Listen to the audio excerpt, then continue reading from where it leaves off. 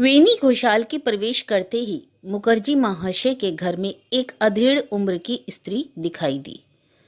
उन्होंने कहा, अरे यह तो मौसी है, रमा कहाँ है? मौसी उस समय पूजा कर रही थी। उन्होंने रसोई घर की तरफ संकेत कर दिया। वेणी ने रसोई घर के दरवाजे के पास पहुंचकर कहा, क्यों रमा, तुमने कुछ निश्चय किया कि क्या करोगी? जलते हुए चूल्हे से कढ़ाई उतारकर रमा ने सिर उठाकर देखा और पूछा, बड़े भैया किस बारे में? वेनी ने कहा, बहन, वही तारिणी चाचा के श्राद्ध के बारे में। रमेश तो कल यहाँ आ गया है। मालूम होता है कि वह अपने पिता का श्राद्ध खूब धूमधाम से करेगा। तुम जाओगी नहीं? मैं जाऊंगी भला तारिणी घोषाल के घर? रमा ने कहा। वैनी ने कुछ लज्जित होकर कहा, हाँ बहन, यह तो मैं जानता हूँ और चाहे जो हो, पर तुम किसी भी तरह वहाँ नहीं जाओगी। लेकिन सुना है कि वह स्वयं सब लोगों के यहाँ जा जाकर निमंत्रण देगा। अगर वह तुम्हारे यहाँ भी आया तो तुम क्या करोगी? रमा ने बिगड़कर उत्तर दिया, मैं कुछ भी न कहूँगी, दरवाजे पर दरबान ही उत्तर दे देगा। पूजा में निमग्न मौसी के कानों में ज्यों ही दलबंदी की रुचिकर आलोचना पहुंची, त्यों ही वह पूजा छोड़कर उठी और वहां आ पहुंची। अभी रमा की बात पूरी भी न होने पाई थी कि वह गर्मा गर्म धान के लावे की तरह चटक कर बोली। दरबान के उत्तर देने लगा, मैं क्या बोलना नहीं जानती? उस बदमाश को तो मैं ऐसी बातें सुनाऊंगी ना, फिर कभी इस घर में पैर ही ना रखेगा। तारिणी घोषाल का लड़का निमंत्रण देने आवेगा हमारे घर?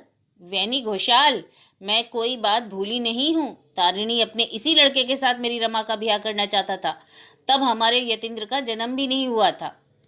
तारिणी ने सोचा था कि ब्याह हो जाने पर यदुनाथ मुखर्जी की सारी संपत्ति हमारी मुट्ठी में आ जाएगी। समझ गए ना बेटा वेनी? लेकिन जब वह ब्याह नहीं हुआ तब भैरव आचार्य से ना जाने कितने जब तब और टोने टोटके कर आके उसने मेरी बेटी के भाग्य में ऐसी आग लगा दी कि 6 महीने भी ना बीतने पाए कि मेरी बच्ची के हाथ की चूड़ियां टूट गई और माथे का सिंदूर पुज गया। छोटी जाति का होकर वह चाहता था यदुनाथ मुखर्जी की लड़की को बहू बनाना। उसकी तो मौत भी वैसी हुई है, लड़के के हाथ की आग भी नसीब ना हुई। आग लगे ऐसी छोटी जाति के मुंह में। इतना कहकर मौसी इस तरह हाफने लगी कि मानो कुश्ती लड़कर खाली हुई हो। बार बार छोटी जाति सुनकर वेणु का मुंह उतर गया, क्योंकि तारिणी घोषाल आखिर उसके चाचा भी तो थे। रमा ने यह देखकर मौसी को कुछ फटकारते हुए कहा, क्यों मौसी, तुम किसकी जाति की इतनी बुराई करती हो? जाति तो किसी के हाथ की घड़ी हुई चीज नहीं है। जिसका जिस जाति में जन्म हुआ है उसके लिए वही जाति अच्छी है। वेनी ने कुछ लज्जित भाव से मुस्कुराते हुए कहा, नहीं रमा, मौसी ने जो कुछ कहा है वह ठीक ही कहा है बहन। तुम इतने बड़े कुलीन घर की लड़की ठहरी, भला तुम्हें हम लोग अपने घर ले जा सकते हैं?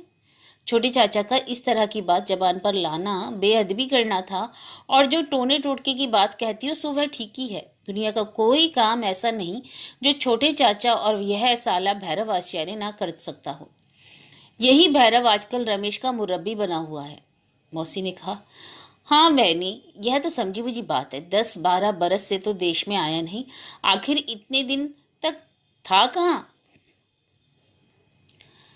मुझे क्या मालूम मौसी, वेनी ने कहा। चाचा के साथ जिस तरह का बर्ताव हुआ तुम लोगों का था, उसी तरह का हम लोगों का भी था। सुनता हूँ कि इतने दिनों तक वह न जाने बम्बई या कहीं और था। कोई कहता है डॉक्टरी पास करके आया है, तो कोई कहता है कि वकील होकर आया है, और कोई कहता है यह सब धोखा है क्योंकि लड़का बड़ा शराबी है। जब घर आकर पहुंचा तो उसकी आंखें बिल्कुल लाल थी। मौसी ने कहा, यह बात है, तब तो इसे घर में घुसने नहीं देना चाहिए। वेनी ने बहुत उत्साह से सिर हिलाकर कहा, कभी नहीं घुसने देना चाहिए। क्यों रमा, तुम्हें रमेश की बात याद है ना? अपने दुर्भाग्य का प्रसंग छिड़ने पर रमा मन ही मन लज्जित हो रही थी। उसी लज्जित भाव से मुस्कुराती हुई बोली, याद क्यों नहीं है? मुझे बहुत बड़े तो नहीं है मुझसे, फिर शीतल तल्ले वाली पाठशाला में हम लोग साथ ही तो पढ़ा करते थे। लेकिन हाँ, उनकी माँ का मरना मुझे बहुत अच्छी तरह याद है। चाची मुझे मानती थी। मौसी फिर एक बार चटक कर बोली, आग लगी उसके मानने में। वह मान मनोबल केवल अपना काम निकालने के लिए ही तो था। उन लोगों का यही मतलब था, किसी तरह तुम्हें अपने वश में करना। वेनी ने मौसी की बात का समर्थन करते हुए कहा, इसमें क्या संदेह है चाची? लेकिन अभी उसकी बात पूरी भी ना होने पाई थी कि रमा नाराज होकर मौसी से कह उठी, मौसी अब उन पुरानी बातों को उठाने की जरूरत है क्या? रमेश के पिता के साथ चाहे कितना झगड़ा क्यों ना हुआ हो, लेकिन उसकी माँ के संबंध में रमा के मन में कहीं छिपी हुई एक प्रचंड वेदना थी और वह वेदना अब भी पूरी तरह से नष्ट नहीं हुई थी। वेनी ने तुरंत ही रमा की बात को दोहराते हुए कहा, हाँ हाँ यह तो ठीक है, चाची बहुत भले घर की लड़की थी, आज भी अगर उनकी कोई बात होती है तो माँ की आंखों से आंसू निकल पड़ते हैं। जब वेणी ने देखा कि बात कहीं की कहीं पहुंच रही है, तब उन्होंने तुरंत ही प्रसंग दबा दिया और कहा, तो क्यों बहन, फिर यही ठीक रहा ना? अब इसमें कुछ फेरफार तो नहीं होगा ना? रमा ने हंसकर कहा, भैया बाबूजी कहा करते थे, बेटी आग करज और दुश्मन का कुछ भी बाकी नहीं छोड़ना चाहिए। तारिणी घोषाल जब तक जिए तब तक उन्होंने हम लोगों को कम नहीं सताया। उन्होंने तो हमारे बाबूजी तक को जेल भेजना चाहा था। भैया मैं कोई बात भूली नहीं हूँ और जब तक जीती रहूंगी तब तक भूल भी नहीं सकती। रमेश हमारे उसी दुश्मन के ही तो लड़के हैं ना, फिर मेरा तो किसी तरह जाना हो ही नहीं सकता। बाबूजी हम दोनों भाई बहन में जायदाद बांट तो गए हैं, लेकिन सबका बंदोबस्त करना तो मेरे ही हाथ में है। हम लोग तो नहीं जाएंगे, बल्कि जिन लोगों के साथ हम लोगों का कोई संबंध है उन्हें भी हम लोग नहीं जाने देंगे। फिर कुछ सोचकर उसने कहा, क्यों भैया तुम कोई ऐसा उपाय नहीं कर सकते कि कोई ब्राह्मण ही उनके घर ना जाए?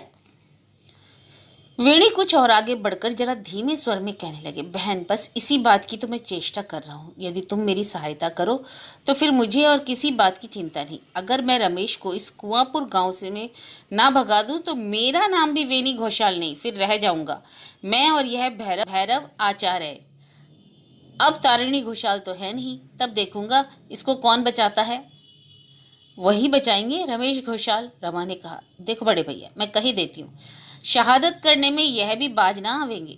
वेनी अब कुछ और आगे बढ़े। इसके बाद उन्होंने अपना स्वर और भी धीमा करके कहा, अगर तुम बांस को नवाना चाहती हो तो बस यही समय है। यह तुम्हें बतलाई देता हूँ कि जब वह पक जाएगा तो फिर कुछ भी ना हो सकेगा। अभी तक उसने यह नहीं सीखा कि धन दौलत और जमीन जायदाद की किस तरह रक्षा की जाती है।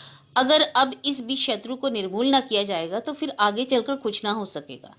यह बात हम लोगों को दिन रात याद रखनी पड़ेगी। यह कोई और नहीं, तारिणी घोषाल का ही तो लड़का है। रमा ने कहा, हाँ बड़े भैया यह मैं अच्छी तरह समझती हूँ। वेनी, बहन भला ऐसी कौन सी बात है जो तुम ना जानती हो? भगवान ने तो तुम्हें लड़का बनाते बनाते लड़की बना दिया। हम लोग तो आपस में अक्सर यह कहा करते हैं कि समझने बूझने में अच्छे अच्छे जमींदार भी तुम्हारे सामने कोई चीज़ नहीं है। अच्छा तो मैं कल फिर किसी समय आऊँगा, आज देर हो रही है, अब मैं जाता हूँ। इतना कह वेनी घोषाल खड़े हुए। अपनी इस प्रशंसा में रमा बहुत ही प्रसन्न होकर उठ खड़ी हुई। उसके साथ वह कुछ और बात भी करना चाहती थी कि इतने में आंगन से एक तरह से किसी अपरिचित व्यक्ति की गंभीर आवाज़ सुनाई दी, अरे रानी कहाँ है? जब रमा छोटी थी तब रमेश की माँ उसे इसी नाम से पुकारा करती थी, लेकिन इतने दिन बीत जाने पर वह स्वयं भी यह बात भूल गई थी। उसने वेनी की तरफ देखा कि उसके सारे मुख पर कालीमा दौड़ गई। तुरंत ही रूखा सिर, नंगे पैर और सिर पर दुपट्टा बांधे हुए रमेश उसके सामने आ खड़े हुए। वेनी पर निगाह पड़ते ही रमेश बोले, अरे यह तो बड़े भैया हैं, आप यहाँ कैसे? अच्छा चलिए, आप नहीं रहेंगे तो वहाँ के सब काम कौन संभालेगा? मैं तो गांव भर में आप ही को ढूंढता फिरता था। रानी कहाँ है? इतना कहते हुए रमेश किवाड़ के सामने आ खड़े हुए। उस समय रमा बोल तो सकती ही ना थी, इसलिए सिर झुकाकर खड़ी रही। रमेश ने क्षण भर उसकी तरफ देखकर बहुत ही आश्चर्य प्रकट करते हुए कहा, अरे अरे वाह, तुम तो इतनी बड़ी हो गई, अच्छी तरह से तो हो। रमा सिर झुकाए हुए खड़ी रही। इस प्रकार भौचक में पड़कर वह कुछ भी ना कह सकी। रमेश ने कुछ हंसते हुए पूछा, पहचानती तो हो ना, मैं तुम्हारा रमेश भैया हूँ। लेकिन रमा अब भी सिर उठाकर उनकी तरफ ना देख सकी। हाँ, कोमल स्वर में उसने पूछा, आप अच्छे हैं? हाँ अच्छी तरह हूँ, लेकिन रमा तुम मुझे आप क्यों कहती हो? वेनी की ओर देखकर और कुछ मलिन हंसी हंसते हुए रमेश ने कहा, बड़े भैया रमा की वह बात मैं आज तक नहीं भूला। जब माँ मरी थी तब तो यह बहुत छोटी थी। उस समय इन्होंने मेरे आंसू पोंछकर कहा था, रमेश भैया तुम रो मत, मेरी माँ तो है ही, हम दोनों उसी को आधा आधा बांट लेंगे। क्यों रमा, तुम्हें वह बात याद है कि नहीं? अच्छा मेरी माँ की तो तुम्हें याद है ना? यह बात सुनकर रमा का सिर मानो लज्जा से और भी नीचा हो गया। वह जरा सिर हिलाकर भी यह ना बतला सकी कि ताई जी की सब बातें मुझे खूब अच्छी तरह याद है। रमेश फिर बोले, अब समय बिल्कुल नहीं है, बीच में सिर्फ 3 ही दिन बाकी है। जो कुछ करना है वह सब कर डालो। जिसे बिल्कुल निराश्रय कहते हैं वही होकर मैं तुम लोगों के दरवाजे पर आया हूँ। तुम लोगों के बिना जरा भी प्रबंध ना कर सकूंगा। मौसी चुपचाप आकर रमेश के पीछे खड़ी हो गई। जब वेनी या रमा किसी ने भी रमेश की किसी बात का कोई उत्तर नहीं दिया, तब वह सामने की तरफ आ पहुंची और रमेश की तरफ मुंह करके बोली, क्यों भैया, तुम तारिणी घोषाल के ही लड़के हो ना? रमेश ने आज से पहले कभी मौसी को देखा नहीं था। जब वे गांव छोड़कर चले गए थे, तब रमा की माँ की बीमारी के समय मौसी इसी घर में आई। तब से वह इस घर से बाहर नहीं निकली। रमेश कुछ चकित होकर उनकी तरफ देखने लगे। मौसी ने तीक्ष्ण दृष्टि से देखते हुए कहा, जैसा बाप वैसा बेटा, ना कुछ कहना ना कुछ पूछना। एक भले आदमी के घर में घुसकर इस तरह हल्ला करने में तुम्हें शर्म भी नहीं आती? रमेश हदबुद्धि की तरह काट होकर देखते रह गए। वेनी यह कहते हुए वहां से खिसके, अच्छा तो मैं अब चलता हूँ। रमा ने कोठारी की तरफ धीरे से कहा, मौसी तुम भी क्या बकवास कर रही हो, तुम अपना काम करो ना जाकर। मौसी ने समझा कि वह बहन नातिन का छिपा हुआ इशारा समझ गई है, इसलिए उन्होंने अपने स्वर में कुछ और भी जहर मिलाकर कहा, देखो रमा, तुम बको मत। जो काम करना है उसके लिए मेरी आंखों में तुम लोगों की तरह लज्जा नहीं है। अरे भला वेनी के इस तरह डरकर भागने की क्या जरूरत थी? जाना था तो कह जाता कि भैया हम लोग ना तो तुम्हारे नौकर या गुमाश्ते हैं और ना तुम्हारी जमींदारी की प्रजा हैं, जो हम तुम्हारे काम धंधे वाले घर में पानी भरने और आटा मलने आवेंगे। तारिणी मरे तो गांव भर का कलेजा ठंडा हुआ। यह बात कहने का भार मेरे ऊपर ना छोड़कर आप ही इसके मुंह पर कहे जाता तो मर्दानगी का काम होता ना। रमेश फिर भी पत्थर की मूर्ति की तरह चुपचाप खड़े रहे। मौसी ने रमेश के निर्वाक और अत्यंत पीले पड़े हुए मुख की ओर देखकर फिर कहना शुरू किया, जो हो, लेकिन एक ब्राह्मण के लड़के का मैं किसी नौकर या दरबान से अपमान नहीं कराना चाहती। भैया तुम जरा होश ठिकाने रखकर काम करो, यहाँ से चले जाओ। तुम कोई नादान बच्चे तो हो नहीं जो भले आदमियों के घर में घुसकर सबको ताव दिखाते फिरते हो। तुम्हारे घर हमारी रमा कभी ना पैर धोने जाएगी, यह मैं बतलाए देती हूँ। रमेश मानो अचानक नींद से जाग पड़े। तुरंत ही उनके हृदय के भीतर से एक ऐसी गंभीर श्वास निकल पड़ी कि उसके शब्द ने उन्हें स्वयं ही चकित कर दिया। घर के भीतर के दरवाजे की आड़ से रमा ने सिर उठाकर देखा। रमेश ने पहले तो शायद कुछ इधर उधर किया और तब रसोई घर की तरफ देखकर कहा, यदि किसी तरह जाना हो ही नहीं सकता तो फिर उपाय ही क्या है? लेकिन मैं तो ये सब बातें जानता नहीं था रानी। अनजाने में मुझसे जो भूल हो गई है उसके लिए मुझे माफ करना। इतना कहकर रमेश धीरे धीरे वहां से चले गए। कोठरी के भीतर से किसी तरह की कोई आवाज तक न आई। रमेश को इस बात का पता भी न चल सका कि जिससे माफी मांगी वह आड़ में खड़ी चुपचाप उनके मुख की तरफ देख रही थी। इसके बाद वेनी फिर तुरंत ही वहां आ पहुंचे। वह वहां से भागे नहीं थे, बल्कि बाहर छिपकर सिर्फ रमेश के वहां से जाने की प्रतीक्षा कर रहे थे। मौसी से आंखें चार होते ही उनका सारा मुख प्रसन्नता और हंसी से भर गया। उन्होंने आगे बढ़कर कहा, वाह मौसी वाह, तुमने तो खूब खरी खोटी सुना दी। इस तरह की बातें हम लोगों के मुंह से निकल ही नहीं सकती। जो हुआ बहुत ठीक हुआ। मौसी ने कुछ अभिमान के स्वर में कहा, हाँ ये तो मैं जानती हूँ कि बहुत ठीक हुआ, लेकिन अगर तुम ये सब बातें कहने का भार हम दो औरतों पर छोड़कर खिसक ना जाते और आप ही ये सब बातें कह सकते थे तो यहाँ खड़े होकर क्यों नहीं सुन गए? मैंने कि उससे क्या कहा? तुम्हारा इस तरह खिसक जाना उचित ना था। वेनी के मुंह की हंसी मौसी की बातों के कड़वेपन में मिलकर हवा हो गई। उनकी समझ में न आया कि मैं इस अभियोग में क्या सफाई दूं, लेकिन उन्हें ज्यादा देर तक सोचना नहीं पड़ा। अचानक रमा अंदर से मौसी की बातों का जवाब दे बैठी। इतनी देर तक वह बिल्कुल चुप थी। उसने कहा, मौसी जब तुमने स्वयं ही सब बातें कह दी तो अच्छा हुआ ना। कोई चाहे कितना ही क्यों ना कहता, वह तुम्हारी तरह जबान से इतना जहर तो उगल नहीं सकता। मौसी और वेणी दोनों को इतना अधिक आश्चर्य हुआ कि जिसका ठिकाना नहीं था। मौसी ने रसोई घर की तरफ मुड़कर पूछा, क्या कहा तूने? रमा ने कहा, कुछ भी नहीं। पूजा करती करती तुम तो 7 बार उठी। जाओ जाकर पूजा कर लो पूरी। आज तुम्हारी रसोई वसोई कुछ नहीं होगी क्या? इतना कहकर रमा आप ही बाहर निकल आई और बिना किसी से कुछ कहे सुने दालान को पार करके उधर वाली कोठरी में चली गई। वेनी ने सूखे हुए मुख से धीरे से पूछा, मौसी ये बात क्या है? अरे भैया मैं क्या जानूं, उस राज रानी का मिजाज समझना क्या हमारी जैसी नौकरानियों का काम है? मौसी ने कहा। इतना कहते कहते मारे क्रोध के मौसी के चेहरे का रंग काला पड़ गया। वह जाकर फिर पूजा के आसन पर बैठ गई और मन ही मन भगवान के नाम का स्मरण करने लगी और वेनी भी धीरे धीरे वहां से खिसक गए। लगभग 100 साल पहले कुलीन घराने के बलराम मुखर्जी अपने नाम राशि बलराम घोषाल को साथ लेकर विक्रमपुर की ओर चलकर इस कुआंपुर गांव में आकर बसे थे। इस कुआंपुर गांव की जायदाद का भी एक इतिहास ही है। मुखर्जी कुलीन ही नहीं थे, चतुर और बुद्धिमान भी थे। उन्होंने वहां अपना विवाह करके सरकारी नौकरी के साथ ना जाने और क्या क्या करके अपने पास काफ़ी जायदाद इकट्ठी कर ली थी। बलराम घोषाल ने भी इसी तरफ अपना ब्याह कर लिया था, लेकिन उनमें केवल अपने पिता का कर्ज पाटने के सिवा और किसी काम बात की क्षमता भी नहीं थी। इसलिए वे दुख और कष्ट में ही अपने दिन बिताते रहे। विवाह के संबंध में दोनों ही मित्रों में कुछ मनोमालिन्य हो गया था और अंत में वह मनोमालिन्य इतना बड़ा और एक ऐसे विवाद के रूप में परिणत हो गया कि एक ही गांव में लगातार 20 बरस तक रहने पर भी एक ने दूसरे का मुंह तक नहीं देखा। यहाँ तक कि जिस दिन बलराम मुखर्जी मरे उस दिन भी घोषाल ने उनके घर में पैर नहीं रखा। लेकिन उनके मरने के दूसरे ही दिन एक आश्चर्यजनक बात सुनाई पड़ी। बलराम मुखर्जी ने अपनी सारी जायदाद को बराबर बराबर 2 भागों में करके उनमें से एक भाग अपने पुत्र और दूसरा अपने नाम राशि मित्र के पुत्रों को दे गए। तभी से यह कुआंपुर की जायदाद मुखर्जी और घोषाल के वंशों के अधिकार और भोग में चली आ रही है। ये लोग स्वयं भी इस बात का अभिमान करते हैं और गांव के लोग भी इस बात से इनकार नहीं करते। हम जिस समय की बात कर रहे हैं उस समय घोषाल वंश भी 2 भागों में बढ़ चुका था। कई दिन हुए उस वंश की छोटी शाखा के मालिक तारिणी घोषाल मुकदमे के गांव में जिले की कचहरी में गए थे। वहां से घर वापस आकर अचानक ही उनका स्वर्गवास हो गया। उस समय कुआंपुर गांव और उसके बाहर भी चारों तरफ कोहराम मच गया।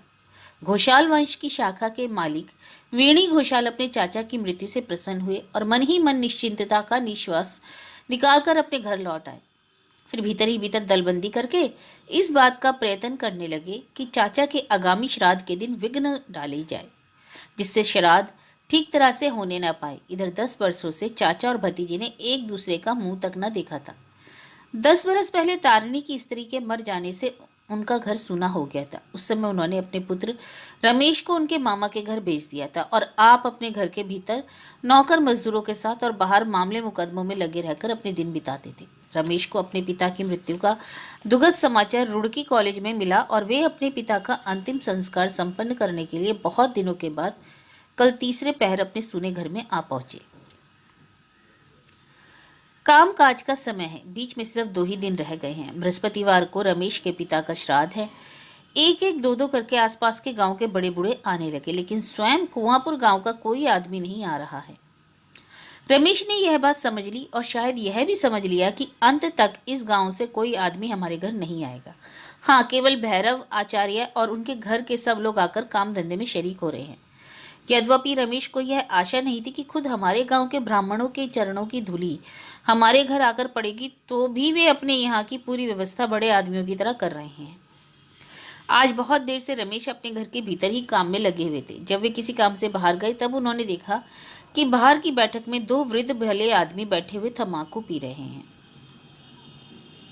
वे उन लोगों के सामने पहुंचकर विनयपूर्वक कुछ कहना ही चाहते थे कि उन्हें पीछे की तरफ से कुछ शब्द सुनाई पड़े। मुड़कर देखा तो बहुत ही वृद्ध अपने 5-6 लड़के लड़कियों को लिए खांसते हुए अंदर चले आ रहे हैं। उनके कंधे पर एक मैला दुपट्टा और नाक पर एक पुराना बड़ा चश्मा है जो पीछे की तरफ डोरी से बंधा हुआ है। सिर के बाल और मूंछ भी बिल्कुल सफ़ेद हो रही है। कुछ और आगे बढ़कर उन्होंने उसी चश्मे के अंदर से थोड़ी देर तक रमेश के चेहरे की तरफ देखा, तब बिना कुछ बोले चाले वे एकदम से रोने लग गए। रमेश ने नहीं पहचाना कि ये कौन है, लेकिन वे घबराकर उनकी तरफ बढ़े। जो ही रमेश ने उनका हाथ पकड़ा, त्यों ही भर्राई हुई आवाज में वह कह उठे, नहीं भैया रमेश, मैं तो स्वप्न में भी नहीं जानता था कि तारिणी इस तरह मुझे धोखा देंगे। लेकिन मेरा भी ऐसे चटर्जी वंश में जन्म नहीं हुआ जो किसी के डर से मुंह से झूठी बात निकाले। हमारे रमेश श्राद्ध का जैसा आयोजन कर रहे हैं वैसा कभी किसी ने आंख से ना देखा होगा। कुछ ठहर कर उन्होंने फिर कहा, भैया मेरे बारे में बहुत से दुष्ट लोग आकर तुमसे तरह तरह की बातें कहेंगे, लेकिन यह निश्चित जानो कि यह धर्मदास केवल धर्म का ही दास है और किसी का नहीं।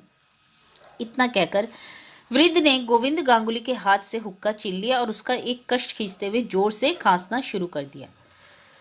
धर्मदास ने बहुत अधिक अत्युक्ति नहीं की थी। वहां श्राद्ध का जैसा आयोजन हो रहा था वैसा आज तक इस तरह किसी ने ना किया था। कलकत्ते से हलवाई बुलाए गए थे और उन्होंने आंगन में एक तरफ अपनी भट्टी भी चढ़ा रखी थी। उसके चारों तरफ मोहल्ले के लड़के और लड़कियों की भीड़ लगी थी। कंगलों को कपड़े बांटे जाने थे। चंडी मंडप के उस तरफ बरामदे में अनुगत भैरव आचार्य थानों में से धोतियां फाड़ फाड़ कर और तह करके उनके ढेर लगा रहे थे। उधर भी कई आदमी जमकर बैठे हुए थे और इस अपव्यय का हिसाब लगाकर रमेश को उसकी इस मूर्खता पर मन ही मन गालियां भी दे रहे थे। गरीब और दुखी लोग खबर पा पाकर दूर दूर से चले आ रहे थे। सभी तरह के आदमियों से सारा घर भरा हुआ था।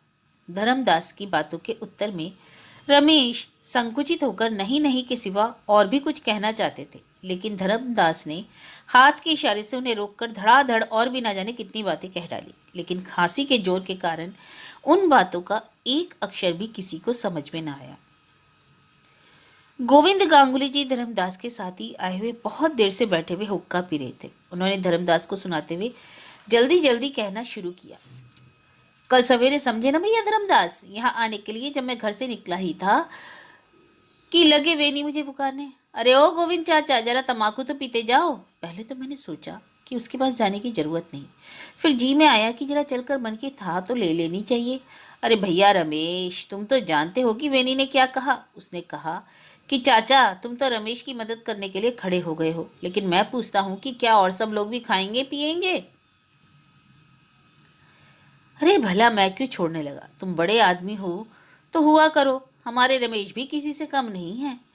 तुम्हारे घर से तो किसी को एक मुट्ठी चिवड़े के मिलने की भी आशा नहीं है। मैंने कहा वेनी बाबू, यही तो आने जाने का रास्ता है। जब करीब और कंगाल विदा होने लगे तब जरा खड़े होकर देखना। रमेश अभी लड़के हैं तो क्या हुआ, कलेजा इसको कहते हैं। मेरी इतनी उम्र हुई पर आज तक ऐसी तैयारी कभी आंखों से ना देखी। लेकिन मैं यह भी कहता हूँ भैया धर्मदास कि हम लोगों के बस में है ही क्या, जिनका काम है वही ऊपर से सब करा रहे हैं। तारिणी भैया अगर श्राप भ्रष्ट दिक्पाल नहीं थे तो और क्या थे। गांगुली महाशय फिर कहने लगे, भैया तुम कोई पराये तो हो नहीं, बिल्कुल अपने ठहरे। तुम्हारी माँ हमारी सगी फुफेरी बहन की ममेरी बहन थी। राधा नगर के बनर्जी का घर। तारिणी भैया ये सब बातें जानते थे, तभी तो जब कोई काम धंधा होता था, मामला मुकदमा होता था, गवाही साखी होती थी, तब सब बुलाओ गोविंद को। अब धर्मदास ने चिढ़कर कहा, गोविंद क्यों व्यर्थ की बकवास करते हो, मैं आज का तो हूं नहीं, क्या नहीं जानता उस साल गवाही देने की बात चलाने पर तुमने कहा कि मेरे पैर में जूता नहीं है, मैं नंगे पैर कैसे चलूंगा। तारिणी भैया ने तुरंत 2.5 रुपए निकालकर एक जोड़ी नया जूता खरीदवा दिया और फिर तुम वही जूता पहनकर वेनी की तरफ से गवाही दे आए ना। मैंने गवाही दी थी? गोविंद की आंखें लाल हो गई। उसने पूछा, धर्मदास गवाही नहीं दी? गोविंद चल झूठा कहीं का। अरे झूठा होगा तेरा बाप, धर्मदास ने कहा। गोविंद ने अपना टूटा हुआ छाता हाथ में ले लिया और उछलकर कहा, अच्छा तब आओ मैदान में। धर्मदास ने अपनी बांस की लकड़ी ऊपर उठाकर हुंकार भरी और तब फिर खूब जोरों से खांसना भी शुरू कर दिया। रमेश घबराकर दोनों के बीच में आ खड़े हुए और स्तंभित हो गए। धर्मदास अपनी लकड़ी नीचे करके खांसते हुए बैठ गए और बोले, मैं रिश्ते से इस साले का बड़ा भाई लगता हूँ कि नहीं, इसलिए इसकी अक्ल तो देखो। गोविंद गांगुली भी अपने हाथ का छाता नीचे रखकर यह कहते हुए बैठ गए, अरे तू साला मेरा बड़ा भाई है। शहर के हलवाई अपनी भट्टी का ध्यान छोड़कर तमाशा देख रहे थे। चारों तरफ जो लोग काम धंधे में लगे हुए थे वे सब भी हल्ला गल्ला सुनकर तमाशा देखने के लिए आ पहुंचे और हदबुद्धि होकर चुपचाप खड़े रहे। उनके मुंह से एक बात भी ना निकली, यह हो क्या रहा है। दोनों ही वृद्ध भले आदमी, ब्राह्मण संतान, ऐसी मामूली बात पर ये लोग नीच जाति के लोगों की तरह गाली गलौज कर सकते हैं। बरामदे में बैठे भैरव कपड़ों का थान लगा रहे थे और ये सब बातें देख सुन रहे थे। अब वे उठकर वहां आ पहुंचे और रमेश से कहने लगे, कोई 400 धोतियां तो हो गई हैं, क्या अभी और धोतियों की जरूरत होगी। लेकिन रमेश के मुंह से हठात कोई बात ही ना निकली। रमेश का यह अभिभूत भाव देखकर भैरव को हंसी आ गई। उन्होंने बहुत ही कोमल स्वर से समझाते हुए कहा, छी गांगुली महाशय, बाबू तो बिल्कुल ही अवाक रह गए हैं। बाबू आप इन सब बातों का कुछ ख्याल ना कीजिएगा, इस तरह की बातें तो यहाँ अक्सर होती ही रहती हैं। बड़े काम धंधे वाले घर में ना जाने कितनी लड़ाइयाँ और कितने झगड़े होते हैं, यहाँ तक कि मार काट और खून खराबा भी हो जाता है। लेकिन फिर सब मिलकर एक हो जाते हैं। अच्छा अब उठिए चटर्जी महाशय, जरा देख लीजिए कि मैं और धोतियां फाड़ू या नहीं। लेकिन धर्मदास के जवाब देने के पहले ही गोविंद गांगुली बड़े उत्साह से सिर हिलाते हुए उठकर खड़े हो गए और कहने लगे, हाँ यह सब तो होता ही रहता है और बराबर होता है, नहीं तो लोग इस विरत कर्म क्यों कहते। शास्त्र में लिखा है, जब लाख बात ना हो तब तक ब्याह ही नहीं होता। उस साल की बात क्या तुम्हें याद नहीं भैरव? मुखर्जी महाशय की लड़की रमा के ब्याह का काम जिस दिन शुरू हुआ था उस दिन राघव भट्टाचार्य और हरान चटर्जी ने सिर फुटबॉल तक हो गई थी। लेकिन भैरव भैया, मैं कहता हूँ कि छोटे भैया का यह काम अच्छा नहीं हो रहा है। छोटे आदमियों को धोतियां बांटना और राख में घी डालना दोनों बराबर हैं। इससे तो अगर ब्राह्मणों को एक एक जोड़ा धोती और उनके बच्चों को एक एक धोती दी जाती तो नाम ना हो जाता। मैं तो कहता हूँ कि छोटे भैया को यही करना चाहिए। क्यों धर्मदास भैया, तुम्हारी क्या राय है? धर्मदास ने सिर हिलाते हुए कहा, रमेश भैया, गोविंद ने कोई बुरी बात नहीं कही। उन सालों को 1000 दिए जाएं तो भी कोई नाम की आशा नहीं, नहीं तो उन्हें आदमी क्यों ना कहा जाए, समझे ना भैया रमेश। अब तक रमेश चुपचाप थे। कपड़े बांटने की इस आलोचना से वे मानो बहुत ही मर्माहत हो गए, लेकिन वे उनकी सुयुक्ति या कुयुक्ति के संबंध में मर्माहत नहीं हुए थे। उस समय तो उनके मन में सबसे ज्यादा यही बात खटक रही थी कि ये लोग जिन्हें छोटे या नीच आदमी कहते हैं, उन्हीं छोटे और नीच आदमियों को हजारों आंखों के सामने ये लोग इतना बड़ा लज्जाजनक काम कर बैठे, और इसके लिए इन लोगों में से किसी के मन में भी जरा सी शोभ या लज्जा का तक नहीं आया। जब रमेश ने देखा कि भैरव उनके मुंह की तरफ ताक रहे हैं, तब उन्होंने संक्षेप में कहा, आप और 200 धोतियां ठीक कर रखिए। गोविंद बीच में ही बोल उठे, हाँ हाँ, बिना इतने के काम कैसे चलेगा भैरव भैया, चलो मैं भी चलता हूँ, तुम अकेले कहाँ तक रखिएगा। इतना कहकर गोविंद बिना किसी के कहे सुने कपड़ों के ढेर के पास जा बैठे। रमेश अंदर जाना ही चाहते थे कि धर्मदास उन्हें बुलाकर एक तरफ ले गए और धीरे धीरे उसके कान में उन्होंने बहुत सी बातें कही। उत्तर में रमेश ने सिर हिलाकर मानो अपनी सहमति प्रकट की और फिर वह अंदर चले गए। गोविंद गांगुली ने कपड़ों की तह लगाते हुए कनखियों से यह सब देखा। इतने में एक दुबले पतले वृद्ध ब्राह्मण जिनकी मूछ मुड़ी हुई थी कहते हुए अब वहां आ पहुंचे, भैया कहाँ है रमेश भैया, कहाँ है रमेश भैया। इन ब्राह्मण देवता के साथ 2-3 लड़के लड़कियां भी थे। लड़की सबसे बड़ी थी और बदन पर एक फटी पुरानी डोरियों की धोती थी। दोनों लड़कों की कमर में सिर्फ लंगोटी थी, बाकी का सारा बदन नंगा था। वहां जो लोग बैठे थे उन्होंने सिर उठाकर देखा। गोविंद ने उनकी अभ्यर्थना करते हुए कहा, आओ दीनी भैया बैठो, हम लोग के बड़े भाग्य जो आज आपके चरणों की धूल यहाँ पर पड़ी। इतना कहकर गोविंद ने उनके हाथ में हुक्का थमा दिया। दीनू भट्टाचार्य ने आसन ग्रहण करके जलते हुए हुक्के के व्यर्थ ही 2 कश खींचकर कहा, अरे भाई मैं तो यहाँ था ही नहीं, तुम्हारी बहू को लाने के लिए गया था। भैया कहाँ है? सुना है बहुत बड़ा आयोजन हो रहा है। रास्ते में उस गांव के बाजार से सुनता आ रहा हूँ कि सबको खिलाने पिलाने के बाद छोटे बड़े सबके हाथ में 16-16 पूरियां और 8-8 मिठाइयां भी दी जाएंगी। गोविंद ने धीमे स्वर में कहा, और इसके सिवा शायद एक एक धोती भी मिलेगी। देखो यही रमेश है, इसलिए तुमसे कहता हूँ कि लोगों के 4 आदमियों के माता पिता के आशीर्वाद से सब जोड़ तोड़ यहाँ लगाया तो जा रहा है, लेकिन वेनी बुरी तरह से पीछे पड़ा है। मेरे ही यहाँ उसने 2 बार बुलाने के लिए आदमी भेजा था, लेकिन मेरी बात छोड़ दो, रमेश और मेरे खून में तो एक जैसी बात है, और तुम हुए धर्मदास भैया हुए पराए थोड़ी हो। ये लोग क्या तुम्हें यूं ही छोड़ सकते हैं? अबे ओ सृष्टि चरण, जरा तमाकू तो भर ला। भैया रमेश जरा इधर तो आओ, एक बात कहनी है। इस प्रकार रमेश को गोविंद एक किनारे ले गए और धीरे से उनसे पूछने लगे, क्या अंदर धर्मदास की औरत आई है? खबरदार भैया ऐसा ना करना, यह धूर्त ब्राह्मण कितना ही क्यों ना फुसलावे, पर भैया तुम धर्मदास की औरत के हाथ में भंडार की चाबी या कुंजी मत देना। वह घी आटा तेल नमक सब आधा आधा खिसका देगी। तुम्हें चिंता ही किस बात की है? मैं जाते ही तुम्हारी मामी को भेज दूंगा, वह आकर भंडार का सारा भार ले लेगी और तुम्हारा एक दिन का तक नुकसान ना होने पावेगा। रमेश सिर हिलाकर और जो आज्ञा कहकर चुप हो गए, परंतु उनके आश्चर्य का ठिकाना नहीं था।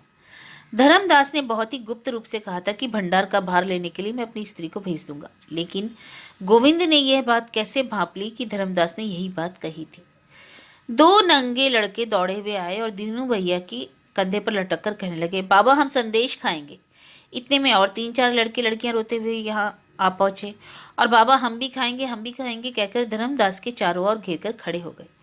रमेश घबराकर आगे बढ़ गए और कहने लगे, अच्छा अच्छा आचार्य जी, ये सब लड़के लड़कियां तीसरे पहर से घर निकले हुए हैं, घर से खाकर तो आए नहीं। अरे क्या नाम है रे तुम्हारे, वह थाल इधर तो ले आ। हलवाई ज्यों ही संदेश का थाल लेकर आया त्यों ही सब लड़के लड़कियां उस पर टूट पड़े।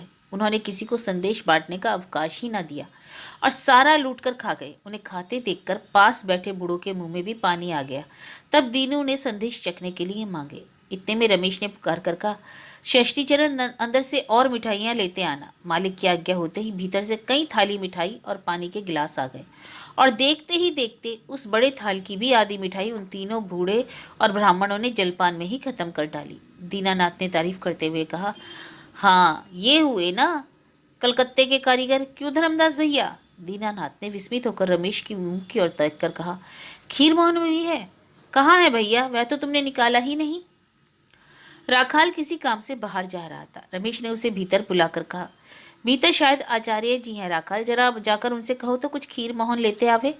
संध्या हो गई थी लेकिन फिर भी ब्राह्मण लोग खीर मोहन की आशा में उत्सुक होकर बैठे हैं।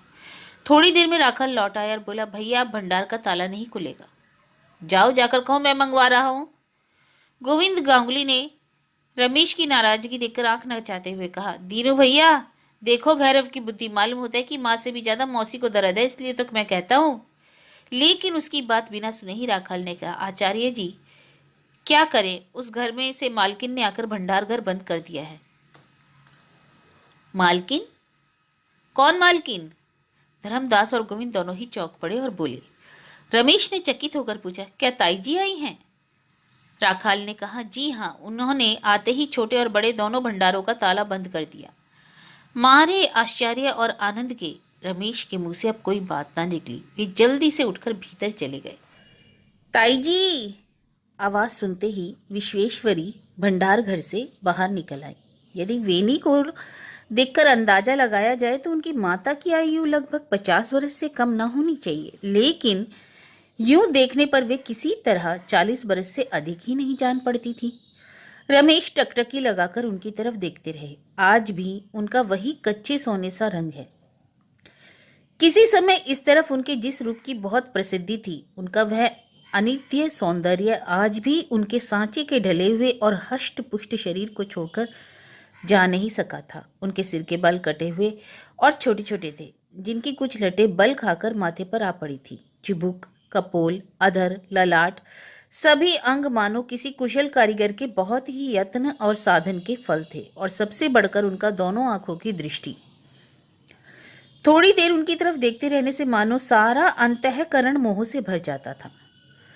यह ताई जी किसी समय रमेश और विशेषतः उसकी स्वर्गीय माता से बहुत स्नेह करती थी। विवाह हो जाने के बाद जब कुछ समय तक इन दोनों में से किसी के बच्चे नहीं हुए और सास ननद की यंत्रणाओं के मारे जब ये जेठानी और देवरानी छिपकर एक साथ बैठकर रोई, तभी इनके स्नेह का पहले पहल ग्रंथि बंधन हुआ था। इसके बाद घर की अलगा गुजारी, मामले, मुकदमे और ना जाने कितनी तरह की लड़ाइयाँ और झगड़े इन दोनों गृहस्थिनियों से होकर निकल गए। लड़ाई झगड़ों के उत्ताप से वह बंधन जरूर ढीला हो गया, लेकिन एकदम से टूट नहीं सका। बहुत दिनों के बाद जब आज उसी देवरानी के भंडार में वह गई, उसके हाथ के सजाए हुए पुराने बर्तन भांडे आदि देखकर ताई जी की आंखों में आंसू बहने लगे। रमेश के पुकारने पर जब वह अपनी आंखें पोंछकर बाहर निकली, तब उन दोनों लाल और आर्द्र नेत्र पल्लवों की ओर देखकर रमेश कुछ देर तक विस्मित हो गए। ताई जी ने यह देखा, इसलिए जान पड़ता है कि सद्य पितृहीन रमेश की ओर दृष्टिपात करते ही उनका हृदय हाहाकार कर उठा, लेकिन उन्होंने उसका लेश मात्र भी प्रकट न होने दिया, बल्कि कुछ हंसते हुए कहा, रमेश पहचान लिया? उत्तर देने पर रमेश के होंठ कांपने लगे। माँ के मरने के बाद जब तक रमेश अपने मामा के घर नहीं गए, तब तक इन्हीं ताई जी ने उन्हें कलेजे से लगाकर रखा था। वह किसी तरह उन्हें छोड़ना ही नहीं चाहती थी। आज वे बातें उन्हें याद आई और साथ ही यह भी याद आया कि वेणी के घर जाने पर कहा गया कि वह घर पर नहीं है और उनके साथ भेंट तक नहीं की। इसके बाद जब वेणी के सामने और पीठ पीछे भी उनकी मौसी ने उनका अत्यंत तिरस्कार किया, तब उन्होंने निश्चित रूप से समझ लिया था कि अब तो इस गांव में मेरा अपना कोई है ही नहीं। थोड़ी देर तक रमेश के मुख की ओर देखते रहने के बाद ताई जी ने कहा, नहीं बेटा, ऐसे समय में जी कड़ा करना होता है। लेकिन उनके स्वर में मानो कोमलता का कहीं आभास ही न था। रमेश ने अपने आप को संभाल लिया। उसने समझ लिया कि जहां रूठने की कोई मर्यादा ही नहीं, वहां रूठने या अभिमान करने के समान विडंबना संसार में कोई नहीं। उसने कहा, हाँ ताई जी, मैंने अपना जी बहुत कड़ा कर लिया है। मुझसे जो कुछ हो सकता है मैं आप ही कर लेता हूँ। फिर तुम क्यों चली आई? ताई जी हंस पड़ी। उन्होंने कहा, रमेश, तुम तो मुझे बुलाकर यहाँ लाए नहीं हो जो मैं तुम्हें इस बात की कैफियत दूं। अच्छा सुनो, जब तक सब कामकाज नहीं हो जाएगा तब तक मैं खाने पीने की कोई चीज भंडार से निकलने नहीं दूंगी। जब मैं जाने लगूंगी तब भंडार की ताली कुंजी तुम्हारे हाथ में देती जाऊंगी और फिर कल आकर तुम्ही से ले लूंगी। देखो, ताली कुंजी और किसी के हाथ में मत देना। हाँ, यह बात तो बतलाओ, उस दिन बड़े भैया के साथ तुम्हारी भेंट हुई थी? यह बात सुनकर रमेश बहुत दुविधा में पड़ गए। उनकी समझ में ना आया कि ताई जी अपने पुत्र का व्यवहार जानती भी है या नहीं। उन्होंने कुछ सोचकर कहा, बड़े भैया उस समय तो घर पर नहीं थे। प्रश्न करते ही ताई जी के चेहरे पर उद्वेग की छाया आ पड़ी। रमेश को साफ दिखाई दिया कि उनके इस उत्तर से ताई जी का वह भाव बिल्कुल दूर हो गया और उनके मुख पर प्रसन्नता आ गई। उन्होंने हंसते हुए स्नेहपूर्वक शिकायत के स्वर में कहा, वाह रे मेरी तकदीर, अरे एक बार भेंट नहीं हुई तो क्या दोबारा फिर जाना ना चाहिए? मैं जानती हूँ वह तुम लोगों से खुश नहीं है, लेकिन तुम्हें तो अपना काम करना ही चाहिए। जाओ फिर एक बार जाकर उससे अच्छी तरह कहो।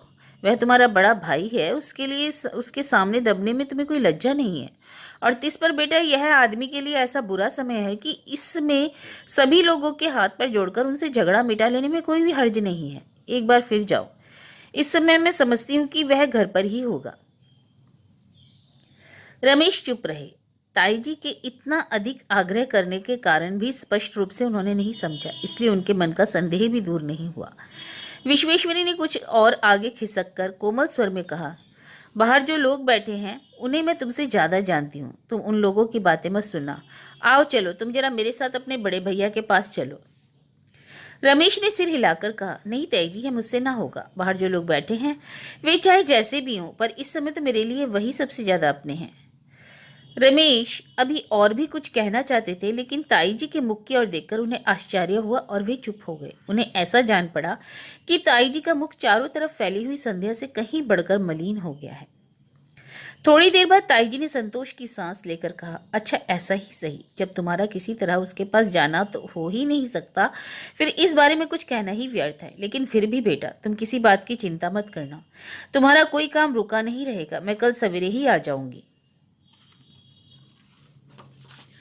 इतना कहकर विश्वेश्वरी अपनी नौकरानी के साथ चली गई। उन्होंने समझ लिया था कि इस बीच में वेणी के साथ रमेश की भेंट हो चुकी है और कोई बात जरूर है। वह जिस रास्ते से गई थी उस रास्ते की तरफ रमेश कुछ देर तक चुपचाप खड़े देखते रहे। उसके बाद जब वह बहुत उदास होकर बाहर निकले तब गोविंद ने घबराकर पूछा, क्यों भैया, बड़ी माँ जी आई थी ना? रमेश ने कहा, हाँ। गोविंद, मैंने सुना है कि वह भंडार बंद करके ताली अपने साथ लेती गई। रमेश ने यूं ही सिर हिलाकर उसकी बात का जवाब दे दिया, क्योंकि चलते समय न जाने क्या सोचकर ताई जी भंडार घर की ताली अपने साथ ही लेकर चली गई थी। गोविंद ने कहा, देखा ना भैया धर्मदास, मैंने जो कहा था वही हुआ ना? क्यों भैया रमेश, मतलब समझ गए ना? रमेश मन ही मन बहुत क्रुद्ध हुए, लेकिन अपनी लाचार अवस्था को देखकर चुप रह गए। दरिद्र दीनू भट्टाचार्य अभी तक गए नहीं थे। उनमें कुछ बुद्धि भी नहीं थी जिसकी कृपा से वे अपने लड़के लड़कियों सहित भरपेट संदेश खा सके थे। उसे बिना दो चार आंतरिक आशीर्वाद दिए और सबके सामने उनके 7 पुरखों की स्तुति किए बिना भी अवसर पाकर वह घर जा सकते थे। लेकिन अब अवसर पाकर उन्होंने निरह भाव से कहा, भैया इसका मतलब समझना कौन मुश्किल है। वह जो ताला बंद करके ताली अपने साथ लेती गई, इसका मतलब यही कि भंडार घर और किसी के हाथ में ना जाए। वह सब कुछ तो जानती हैं। गोविंद चिढ़ गए। मूर्ख दीनू की इस बात से रुष्ट होकर उन्होंने उसे झिड़कते हुए कहा, अरे जब तुम कोई बात समझते बूझते ही नहीं हो तो फिर बीच में बोलते क्यों हो? तुम इन बातों को क्या समझते हो जो मतलब लगाने बैठ गए? झिड़की सुनकर दीनू की निर्बुद्धिता और भी बढ़ गई। उसने भी गर्म होकर जवाब दिया, अरे इसमें समझने बुझने की कौन सी बात है? सुनते नहीं हो कि मालकिन आप आकर भंडार बंद करके चाबी अपने साथ लेती गई? इसमें कोई क्या कह सकता है? गोविंद ने क्रुद्ध होकर कहा, अरे भट्टाचार्य, तुम अपने घर जाओ। जिस काम के लिए दौड़े आए थे वह तो हो गया। घर भर ने मिलकर खूब खाया और बांध भी ले गए। अब क्यों क्यों ठहरे हो? जाओ, इस समय जाओ, हम लोगों को भी अब बहुत काम है। दीनू जितने लज्जित और संकुचित हुए, रमेश उतने ही अधिक कुंठित तथा क्रुद्ध हुए। गोविंद अभी और भी कुछ कहना चाहते थे, लेकिन सहसा रमेश के शांत और साथ ही कठिन स्वर से रुक गए। गांगुली जी, आपको क्या हो गया है? आप किसी का इस तरह अपमान क्यों करते हैं? गोविंद यह घुड़की सुनकर पहले तो विस्मित हुए, फिर तुरंत ही सूखी हंसी हंसकर बोले, भैया मैंने अपमान किसका किया? आप इन्हीं से पूछे मैंने जो कुछ कहा वह ठीक है या नहीं। यह अगर डाल डाल चलते हैं तो मैं पात पात चलता हूं। देखो ना भैया धर्मदास, इस दोनों ब्राह्मण की हिमाकत। अच्छा, यह तो धर्मदास ही जाने कि उन्होंने क्या देखा, लेकिन रमेश इस मनुष्य की निर्लज्जता और धृष्टता देखकर दंग रह गए। उस समय दीनू ने रमेश की तरफ देखकर आप ही कहा, नहीं भैया, गोविंद जो कुछ कहते हैं वह ठीक ही कहते हैं। यह तो सभी लोग जानते हैं मैं बहुत गरीब हूँ।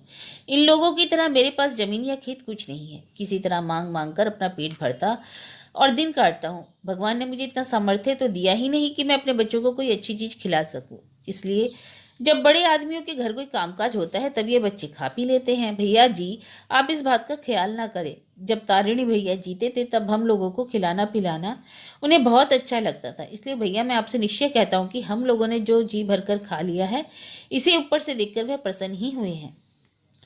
इतना कहते कहते हठात दीनू के गंभीर और सूखे नेत्रों में जल भर आया। सबके सामने ही आंसुओं की 2-4 बूंदें भी टपक कर गिर पड़ी।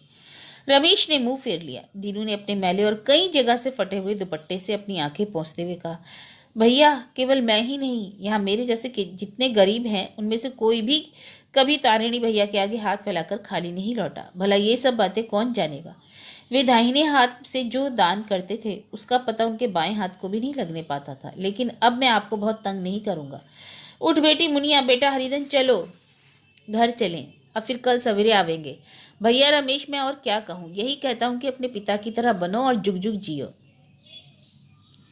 रमेश ने उनके साथ साथ थोड़ी दूर चलकर श्रद्धापूर्वक कहा, भट्टाचार्य जी, इधर 2-3 दिन मुझ पर दया रखिएगा। और मुझे कहते हुए संकोच होता है, अगर इस घर में हरिधन की माँ के चरणों की धूल पड़े तो मैं अपना बहुत बड़ा भाग्य समझूंगा।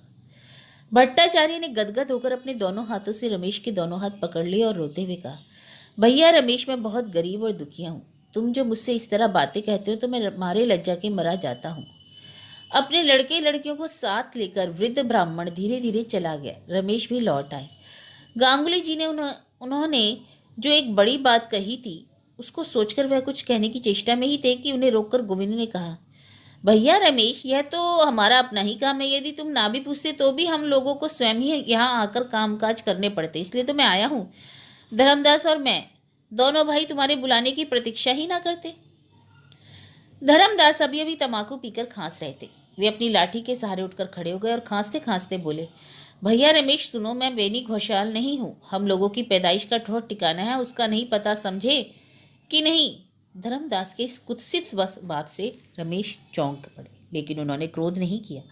इस थोड़ी उम्र में ही समझ लिया कि ये लोग शिक्षा के अभाव और बिना सोचे समझे जो मुंह में आता है बक देते हैं, चाहे वह बात कितनी ही गंदी या भद्दी हो, यह भी नहीं जानते। ताई जी के स्नेहपूर्ण अनुरोध और व्यथित भाव का विचार करके रमेश मन ही मन पीड़ा का अनुभव कर रहे थे। सबके चले जाने पर वह बड़े भैया के पास जाने के लिए तैयार हुए। जिस समय वे वेनी के चंडी मंडप के बाहर जाकर पहुंचे उस समय रात के 8 बजे थे। भीतर मानो एक प्रकार की लड़ाई हो रही थी। गोविंद गांगुली की आवाज सबसे अधिक उच्च स्वर में थी। गोविंद पूरे दावे के साथ कह रहे थे, यह 4 दिन में जड़ मूल से नष्ट ना हो जाए तो तुम लोग मेरा नाम बदल देना वेनी बाबू। यह सब नवाबों जैसी तैयारी आपने सुनी ना? मैं जानता हूँ तारिणी घोषाल का 1 पैसा भी छोड़कर नहीं मरे हैं, तब फिर इतना लंबा चौड़ा आयोजन क्यों? अरे भाई, हाथ में पैसा हो तो करो, अगर नहीं है तो जायदाद रहन रखकर कभी किसी ने अपने बाप का श्राद्ध इतने ठाठ से किया है? यह तो भैया मैंने कभी सुना नहीं। वेनी माधव बाबू, मैं आपसे निश्चय पूर्वक कहता हूँ कि इस लड़के ने नंदी की कोठी से कम 3000 रुपये कर्ज लिए हैं। वेनी ने उत्साहित होकर कहा, तब तो गोविंद चाचा इसका पूरा पूरा पता लगा लेना चाहिए। गोविंद ने स्वर थोड़ा धीमा रख करके कहा, भैया थोड़ा सब्र करो, जरा एक बार मुझे अच्छी तरह वहां घुस तो जाने, तो इसके बाद फिर। अरे अरे, बाहर यह कौन खड़ा है? रमेश! अरे ओ भैया रमेश, हम लोगों के रहते आप इतनी रात बाहर निकले? रमेश इस बात का जवाब दिए बिना आगे बढ़ाए और बोले, बड़े भैया मैं आपके ही पास आया हूँ। वेनी बाबू सिट पिटा गए और कुछ उत्तर ना दे सके। लेकिन गोविंद ने तुरंत ही कहा, आप आवेंगे क्यों नहीं भैया, 100 बार आवेंगे, यह तो आप ही का घर है। और फिर बड़े भाई तो पिता के समान होते हैं, इसलिए तो हम वेनी बाबू से कहने आए हैं कि तारिणी भैया के साथ जो झगड़ा था वह उनके साथ समाप्त हो गया। अब काहे का झगड़ा, आप दोनों भाई एक हो जाएं, तब हम लोगों की आंखें थोड़ी ठंडी रहेंगी। क्यों हालदार मामा, क्या कहते हो? लेकिन भैया आप खड़े क्यों हैं? अरे कोई है, एक कंबल या आसन तो बिछा दे। नहीं वेनी बाबू, आप बड़े भाई हैं, आप ही सब कुछ हैं। आपके इस तरह अलग रहने से काम ना चलेगा। और फिर जब बड़ी मालकिन स्वयं चलकर वहां पहुंच गई तब तो वेनी चौंक पड़े। उन्होंने पूछा, क्या माँ गई थी? यह देखकर गोविंद मन ही मन प्रसन्न हुए, लेकिन उन्होंने अपना वह भाव छिपाकर भले आदमी की तरह इस खबर का और भी फैलाव करते हुए कहा, खाली जाना ही कैसा, भीतर का मन, काम धंधा जो कुछ है सब वही तो कर रही हैं, और फिर अगर वह ना करे तो कौन करे? सब लोग चुप थे। गोविंद ने कहा, या गांव भर में क्या बड़ी मालकिन की तरह कोई और है या कभी होगा? नहीं वेनी बाबू, मुंह पर कहना चापलूसी समझा जाएगा, पर लोग चाहे जो कहें, गांव में अगर कोई लक्ष्मी है तो वह तुम्हारी माँ है। ऐसी माँ क्या सबको मिलती है? इतना कहकर और फिर एक बार लंबी सांस छोड़कर वह गंभीर हो गए। वेनी ने कुछ देर चुप रहने के बाद कहा, अच्छा। गोविंद ने तुरंत ही उन्हें धड़ दबाया और कहा, वेनी बाबू, खाली अच्छा कहने से काम ना चलेगा, आपको वहां चलना पड़ेगा और सब काम करना पड़ेगा। सारा भार आप ही के ऊपर है। हाँ, इस समय आप सभी तो यहाँ मौजूद है। अरे निमंत्रण किन किन लोगों को दिया जाएगा, इसकी एक लिस्ट क्यों ना तैयार कर ली जाए? क्यों रमेश भैया, हलदार मामा, ठीक है ना? धर्मदास भैया, आप चुप क्यों हैं? आप तो सब जानते हैं कि किसे कहना होगा और किसे छोड़ना होगा। रमेश ने खड़े होकर विनीत भाव से कहा, बड़े भैया, अगर आपके चरणों की धूल मेरे घर। अरे, वेनी ने गंभीर होकर कहा, माँ जब वहां गई है तब मेरा जाना ना जाना क्यों गोविंद चाचा? गोविंद ने कुछ कहने से पहले ही रमेश ने कहा, बड़े भैया, मैं आपको तंग नहीं करना चाहता, अगर असुविधा ना हो तो जरा एक बार देख सुनाइएगा। वेनी चुप रहे। गोविंद कुछ कहना ही चाहते थे कि इतने में ही रमेश उठकर चले गए। उस समय गोविंद ने पहले तो बाहर जाकर झांक कर देखा और फिर धीरे से कहा, वेनी बाबू, देखा ना आपने बातचीत का ढंग?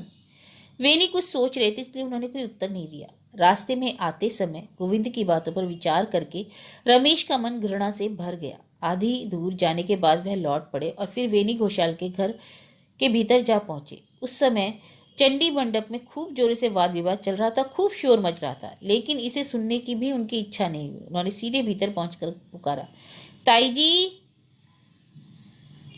ताई जी उस समय अपनी कोठी के सामने वाले बरामदे में अंधेरे में चुपचाप बैठी थी। इतनी रात रमेश की आवाज़ सुनकर उन्हें बहुत आश्चर्य हुआ। उन्होंने कहा, रमेश, क्यों भैया? रमेश पास जा पहुंचा। ताई जी ने घबरा कर कहा, जरा ठहर बेटा, मैं किसी से दिया लाने को कह दूँ। दिया लाने की जरूरत नहीं, आप बैठी रहें ताई जी। इतना कहकर रमेश अंधेरे में ही एक तरफ बैठ गए। उस समय ताई जी ने पूछा, इतनी रात को क्यों आए बेटा? रमेश ने कोमल स्वर में कहा, अभी तक लोगों को निमंत्रण नहीं दिया गया है, इसलिए मैं आपसे पूछने चला आया हूँ। ताई जी, भैया, तब तो तुमने मुझे भारी कठिनाई में डाल दिया। ये लोग क्या कहते हैं, गोविंद गांगुली भट्टाचार्य? रमेश, ताई जी, मैं नहीं जानता ये लोग क्या कहते हैं और जानना भी नहीं चाहता। आप जो कहेंगी वही होगा। एकाएक रमेश की बातों में कुछ उत्तेजना देखकर विश्वेश्वरी मन ही मन विस्मित हुई। कुछ देर तक चुप रहने के बाद उन्होंने कहा, लेकिन रमेश, उस समय तो तुम कहते थे कि यही लोग तुम्हारे सबसे बढ़कर हैं। सो जो कुछ भी हो, पर हम औरतों के कहने से ही क्या होगा भैया? इस गांव, और सिर्फ इसी गांव में क्यों, सभी गांव में ऐसा होता है कि ये उनके साथ नहीं खाते और वे इनके साथ नहीं खाते। जो ही कोई कामकाज आ पड़ता है तो आदमी की चिंताओं पर नहीं रहता। गांव में इससे बढ़कर कठिन काम और नहीं होता, किस पर छोड़ा जाए और किसको रखा जाए। रमेश को कोई विशेष आश्चर्य नहीं हुआ, कारण इन 2-4 दिनों में उन्हें बहुत सारी बातों का ज्ञान हो गया था। फिर भी पूछा, आखिर ऐसा क्यों होता है? विश्वेश्वरी, बेटा, बहुत बातें हैं, जब यहाँ रहना होगा तो आप ही सब जान लोगे। किसी का तो सचमुच ही कुछ दोष या अपराध होता है और किसी पर यूं ही झूठ मूठ अपराध लगा दिया जाता है, और फिर मामले, मुकदमे और झूठी गवाही सखियों के कारण भी बड़ी बड़ी दलबंदियां होती हैं। रमेश, अगर मैं 2 दिन और पहले तुम्हारे यहाँ पहुँच जाती तो तुम्हें इतना अधिक आयोजन ना करने देती। अब तो मैं यही सोच रही हूँ कि उस दिन क्या होगा। इतना कहकर ताई जी ने एक ठंडी सांस भरी। उनके सांस लेने का ठीक ठीक मतलब रमेश की समझ में नहीं आया, और वह यह भी जान सके कि किसी का सचमुच अपराध क्या है और किसी का झूठ मूठ का अपराध क्या है। बल्कि उन्होंने उत्तेजित होकर कहा, लेकिन मेरे साथ तो इन बातों का कोई संबंध नहीं है। मैं तो एक तरह से परदेशी ही कहा जा सकता हूँ ना, जिसकी किसी के साथ कोई दुश्मनी नहीं है ताई जी। इसलिए मैं कहता हूँ यहाँ की दलबंदियों का कोई विचार नहीं करूँगा, सभी ब्राह्मणों और शूद्रों को निमंत्रण दे डालूंगा, लेकिन आपकी आज्ञा के बिना कुछ कर भी तो नहीं सकता। ताई जी ने कुछ सोचकर कहा, रमेश, इस तरह की आज्ञा मैं नहीं दे सकती, इससे भारी गड़बड़ी होगी। लेकिन मैं यह नहीं कहती कि तुम्हारा कहना ठीक नहीं है भैया। यह केवल ठीक और गलत बात नहीं है। समाज ने जिसे दंड देकर निकाल दिया है उसे किसी तरह जबरदस्ती बुलाकर नहीं लाया जा सकता। समाज जैसा भी हो मानना पड़ता है, चाहे वह गलत ही क्यों ना हो।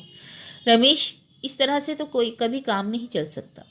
ऐसा नहीं है कि उचित विचार करने पर रमेश इस बात से इनकार कर सकता है, लेकिन अभी अभी बाहर इस समाज के शीर्ष स्थानीय लोगों का जो षड्यंत्र और नीचता उसने देखी, वह उसके कलेजे में आग की तरह जल रही थी। इसलिए उसने घृणा के आदेश में चट कह डाला, इस गांव के समाज में धर्मदास और गोविंद आदि ही है ना ताई जी। अगर ऐसे समाज में नाम का भी कोई सामर्थ्य न रहे तो यही बहुत अच्छा है।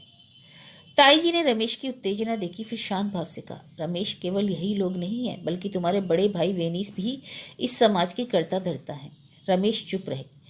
ताई जी ने फिर कहना आरंभ किया है, रमेश, इसलिए मैं कहती हूँ कि तुम लोगों की सलाह से काम करो। घर में पैर रखते ही इन लोगों के विरुद्ध जाना अच्छा नहीं है। विश्वेश्वरी ने कितनी दूरदर्शिता पूर्वक यह उपदेश दिया था। तीव्र उत्तेजना के कारण रमेश ने यह नहीं सोचा और कहा, ताई जी, अभी आपने ही कहा है कि अनेक कारणों से यहाँ दलबंदियाँ होती हैं। मैं समझता हूँ कि उन कारणों में सबसे बड़ा कारण आपस का द्वेष है। फिर इसके सिवा जब मैं सचमुच झूठ किसी को कोई दोष अपराध बात नहीं जानता, तब किसी का अपमान करना मेरे लिए अन्याय होगा। ताई जी ने कुछ हंसकर कहा, अरे पागल, मैं तुम्हारी बड़ी हूँ, तुम्हारी माँ की जगह हूँ, मेरी बात सुनना भी तो अन्याय है। रमेश ने कहा, ताई जी, मैं क्या करूँ? मैंने तो तय कर लिया, सभी को निमंत्रण दूंगा। रमेश का दृढ़ संकल्प देखकर विश्वेश्वरी अप्रसन्न हुई। जान पड़ता है कि मन मन को चिड़ी भी। उन्होंने कहा, तब तो फिर तुम खाली दिखावे के लिए मेरे हुक्म लेने आए हो। रमेश ने समझ लिया कि ताई जी नाराज हो गई, लेकिन फिर भी वे निराश नहीं हुए। उन्होंने थोड़ी देर बाद धीरे से कहा, ताई जी, मैं समझता था कि मेरा जो काम अन्यायपूर्ण ना होगा उसमें आप मुझे प्रसन्न मन से आशीर्वाद ही देंगी। लेकिन बात समाप्त होने से पहले ही ताई जी ने रोककर कहा, लेकिन रमेश, तुमने यह भी तो जानना चाहिए कि मैं अपनी संतान के विरुद्ध नहीं जा सकूंगी। इस बात से रमेश के मन पर चोट लगी।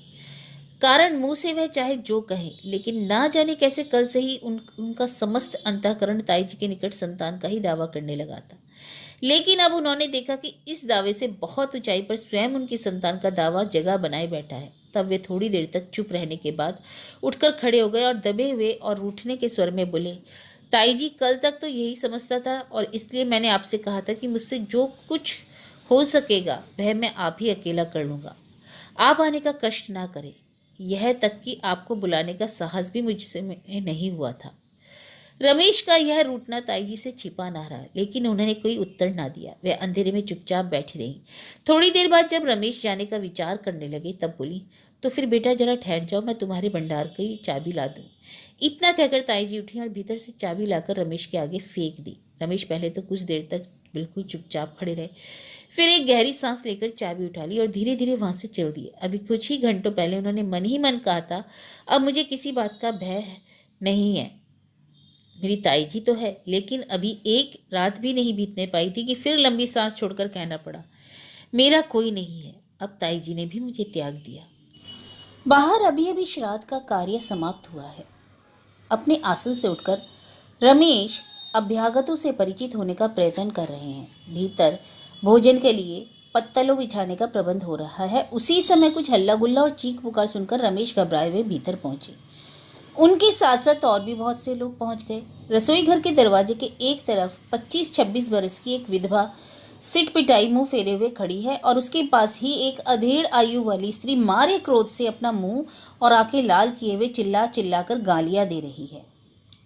झगड़ा हुआ है पारान हलदार के साथ। रमेश के देखते ही अधेड़ स्त्री ने चिल्लाकर पूछा, क्यों भैया, तुम भी तो गांव के जमींदार हो। मैं पूछती हूँ कि क्या सारा दोषी इस गरीब ब्राह्मण शांति की लड़की का है? हम लोगों के ऊपर कोई नहीं है, इसलिए क्या हमें चाहे जितनी बार सजा दी जाएगी? फिर गोविंद की ओर इशारा करके कहा, मुखर्जी के घर वृक्ष प्रतिष्ठा के समय क्या इन्होंने 10 रुपए जुर्माना लगाकर स्कूल के नाम से वह रुपए वसूल नहीं किए थे?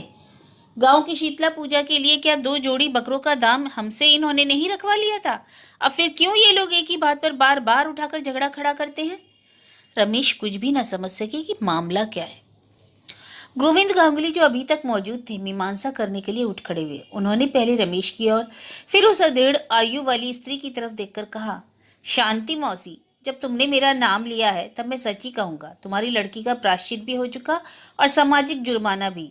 यह सब मैं मानता हूँ, लेकिन उसको यज्ञ में लकड़ी देने की आज्ञा तो हम लोगों ने नहीं दी।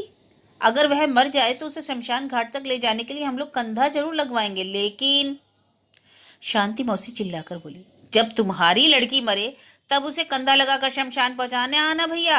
मेरी लड़की की फिक्र तुम मत करो गोविंद, तुम अपनी छाती पर हाथ रखकर क्यों नहीं कहते? मैं पूछती हूँ, तुम्हारी छोटी भावज जो उस भंडार में बैठी हुई पान लगा रही है, पिछले साल 1.5 महीने के लिए कौन सा काशीवास करने गई थी और शरीर का रंग हल्दी जैसा पीला करके आई थी? यह शायद बड़े घरों की बात है भैया, मेरे सामने बहुत बढ़ चढ़ चढ़ कर बातें ना करना, मैं सारा भंडा फोड़ कर रख दूंगी।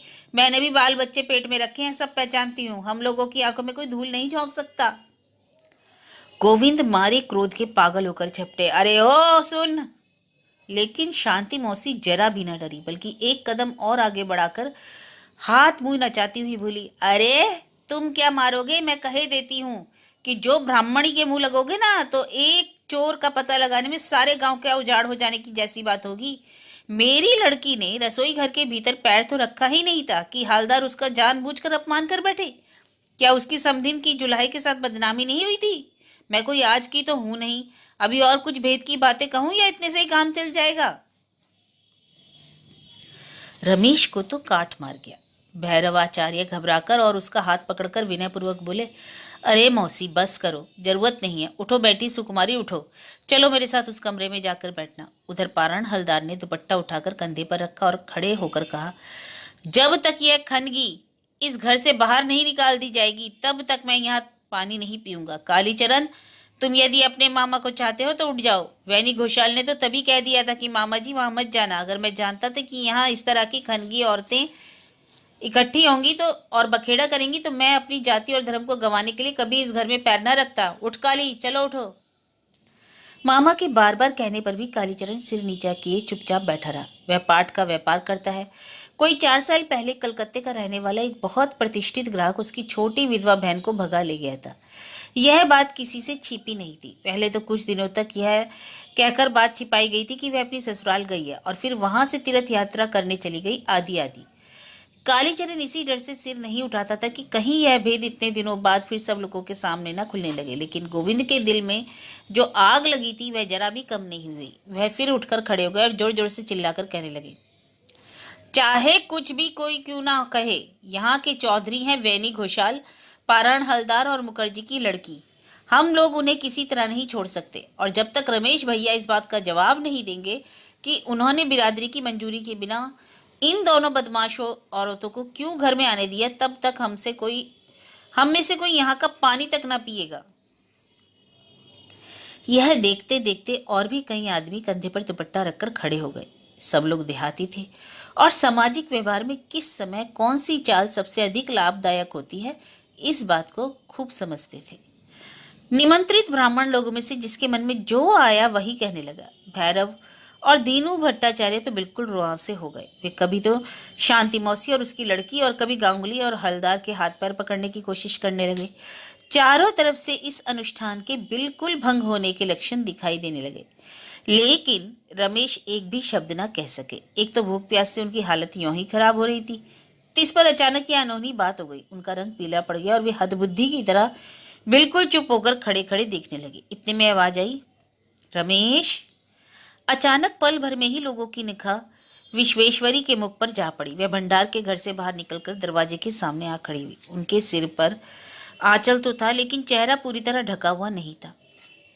रमेश ने देखा कि ताई जी आप ही ना जाने कब आ गई हैं। उन्होंने मुझे छोड़ नहीं दिया है। बाहर के लोगों ने भी देखा, यही विश्वेश्वरी घोषालों के घर की मालिकिन है।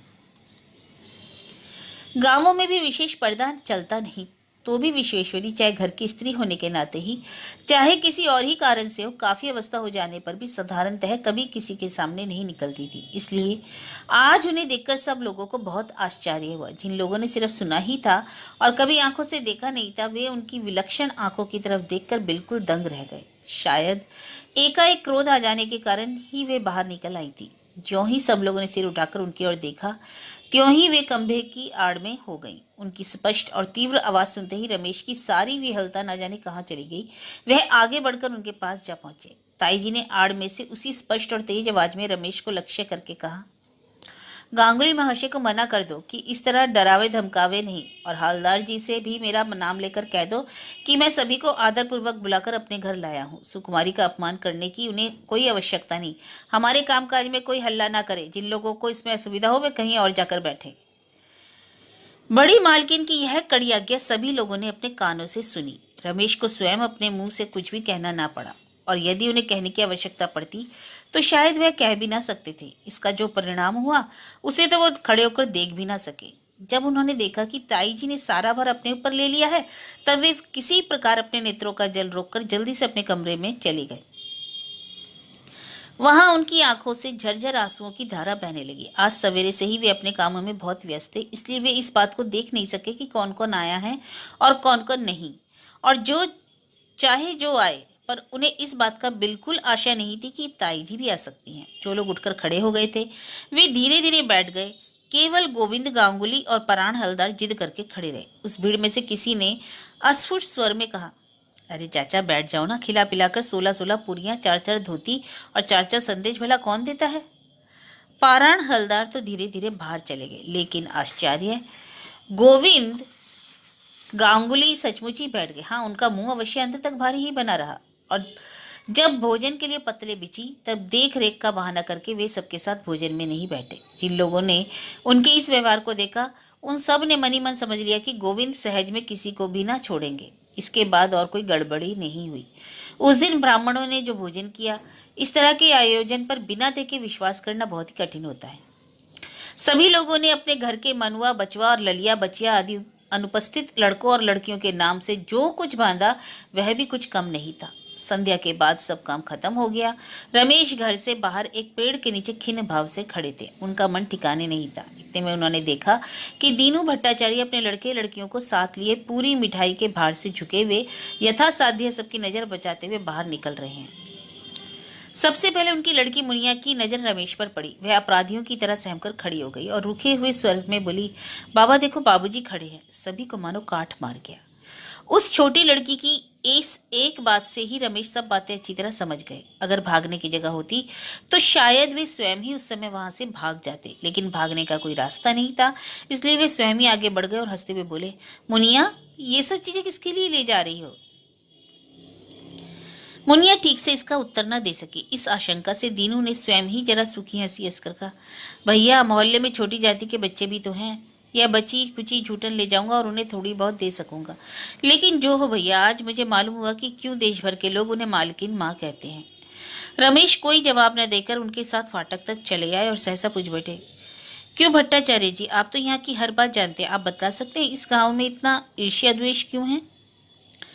दीनू ने कहा, अरे भैया जी, हम लोगों के इस कुआंपुर गांव में तो फिर भी बहुत खैरियत है। इधर कई दिन तक मुनिया के मामा के घर रहकर वहां का जो हाल दिखाया हूँ वह मैं तुमसे क्या कहूँ। वहाँ ब्राह्मणों और कायस्तों के मुश्किल से 20 घर होंगे, फिर भी गांव भर में 4 दल हैं। हरनाथ विश्वास ने सिर्फ इस बात पर अपने सगे भांजे को जेल भेजकर छोड़ा कि उसने बाग में से 2-4 विलायती अमड़े तोड़ लिए थे। भैया जी, सभी गांव में ऐसा होता है। इसके सिवाय मामले मुकदमों के मारे सब में 100-100 भेद है। रमेश ने फिर पूछा, क्यों भट्टाचार्य जी, क्या इसका कोई प्रतिकार नहीं हो सकता। भट्टाचार्य ने एक ठंडी सांस लेकर कहा, भैया इसका प्रतिकार क्या हो सकता है, यह घोर कलयुग जो ठहरा। लेकिन फिर भी भैया जी, मैं एक बात कह सकता हूँ, मुझे तो भिक्षा के लिए अनेक स्थानों में जाना पड़ता है और मुझ पर बहुत लोगों का अनुग्रह भी करते हैं। मैंने खूब देखा है कि आप जैसे युवकों में दया धर्म फिर भी है, अगर नहीं है तो सिर्फ इन बुढ़ों में।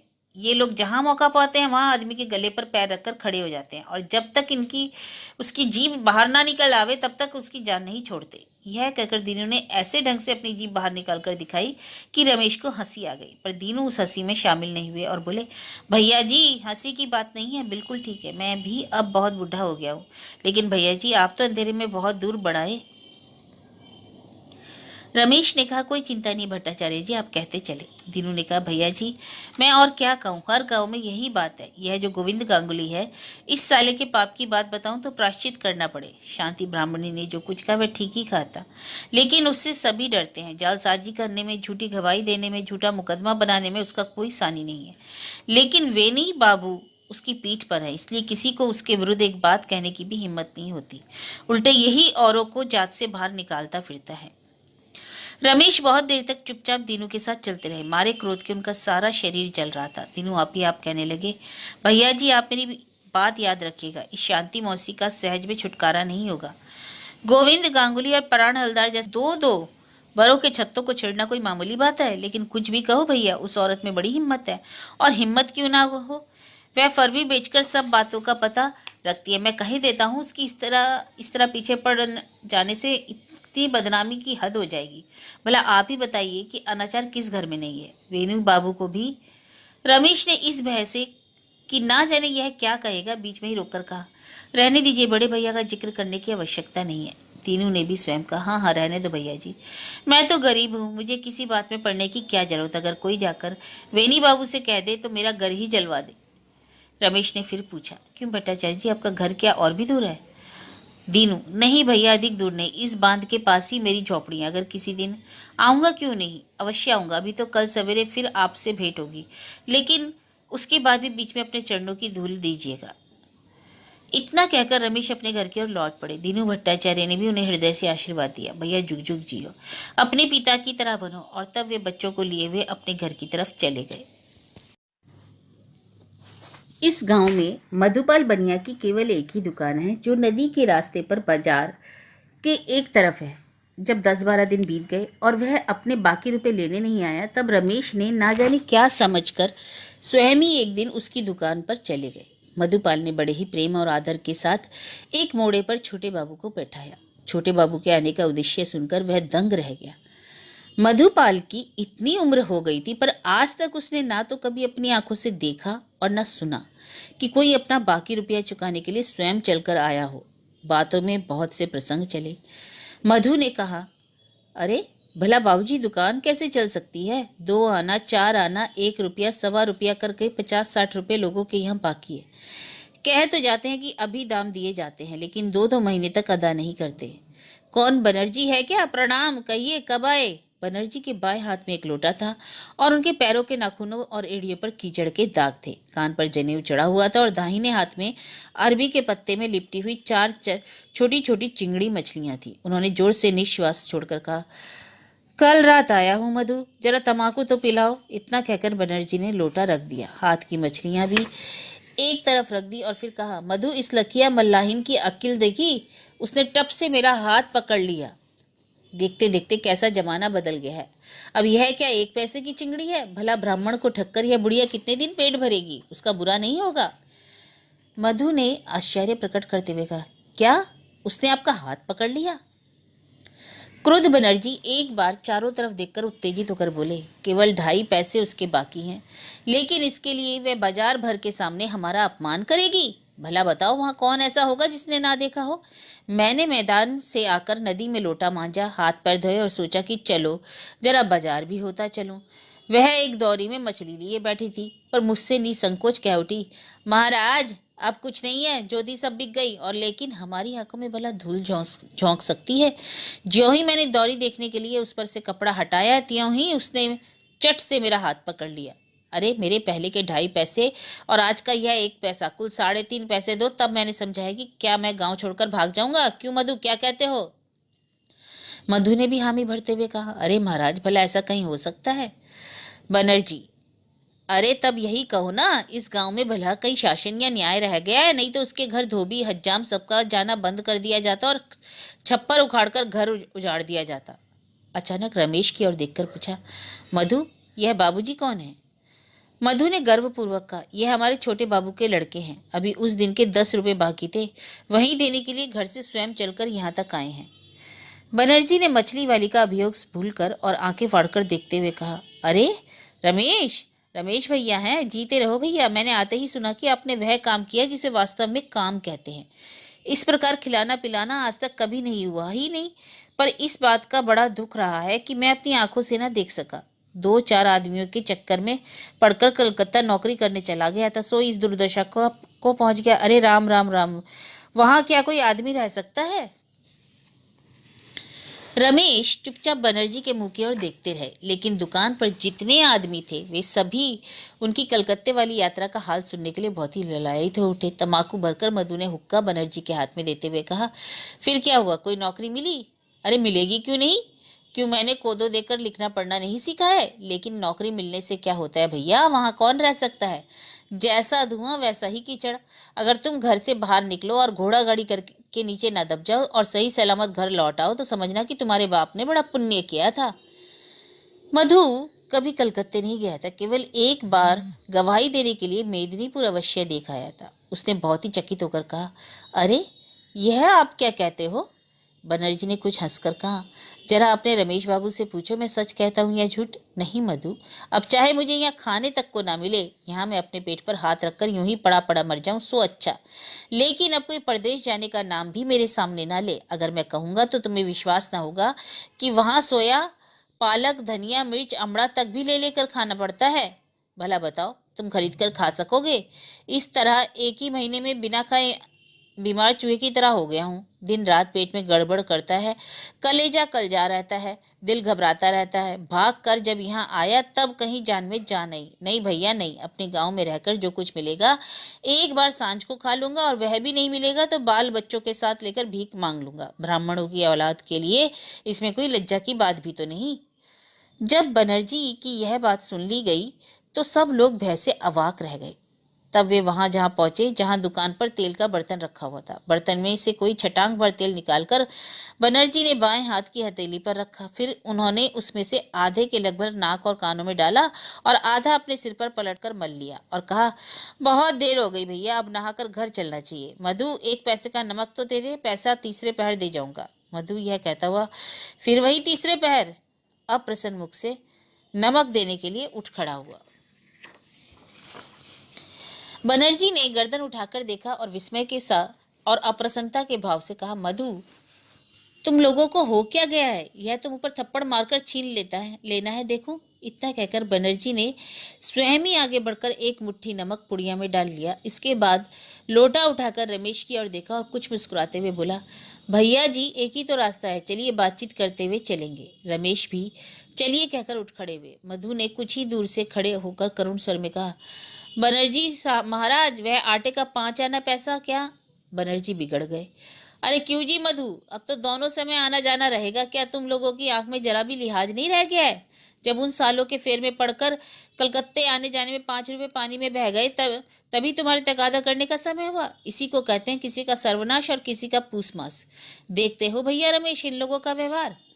मधु संकुचित होकर दबी जबान में बोला, बहुत दिनों का, हाँ बहुत दिनों का। अगर इस तरह तुम सभी मिलकर पीछे पड़ जाओगे तब तो फिर गांव में रहना मुश्किल हो जाएगा। इतना कहकर एक तरह से नाराज हो बनर्जी अपना सामान लेकर चले गए।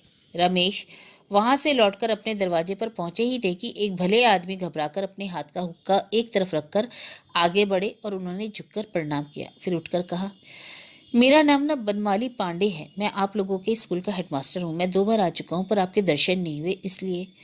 रमेश ने आदरपूर्वक उनसे कुर्सी पर बैठने के लिए कहा, लेकिन वह अदब कायदे में से खड़े ही रहे और बोले, मैं तो आप लोगों का नौकर हूँ। एक तो उनकी उम्र अधिक थी और फिर वे स्कूल के शिक्षक।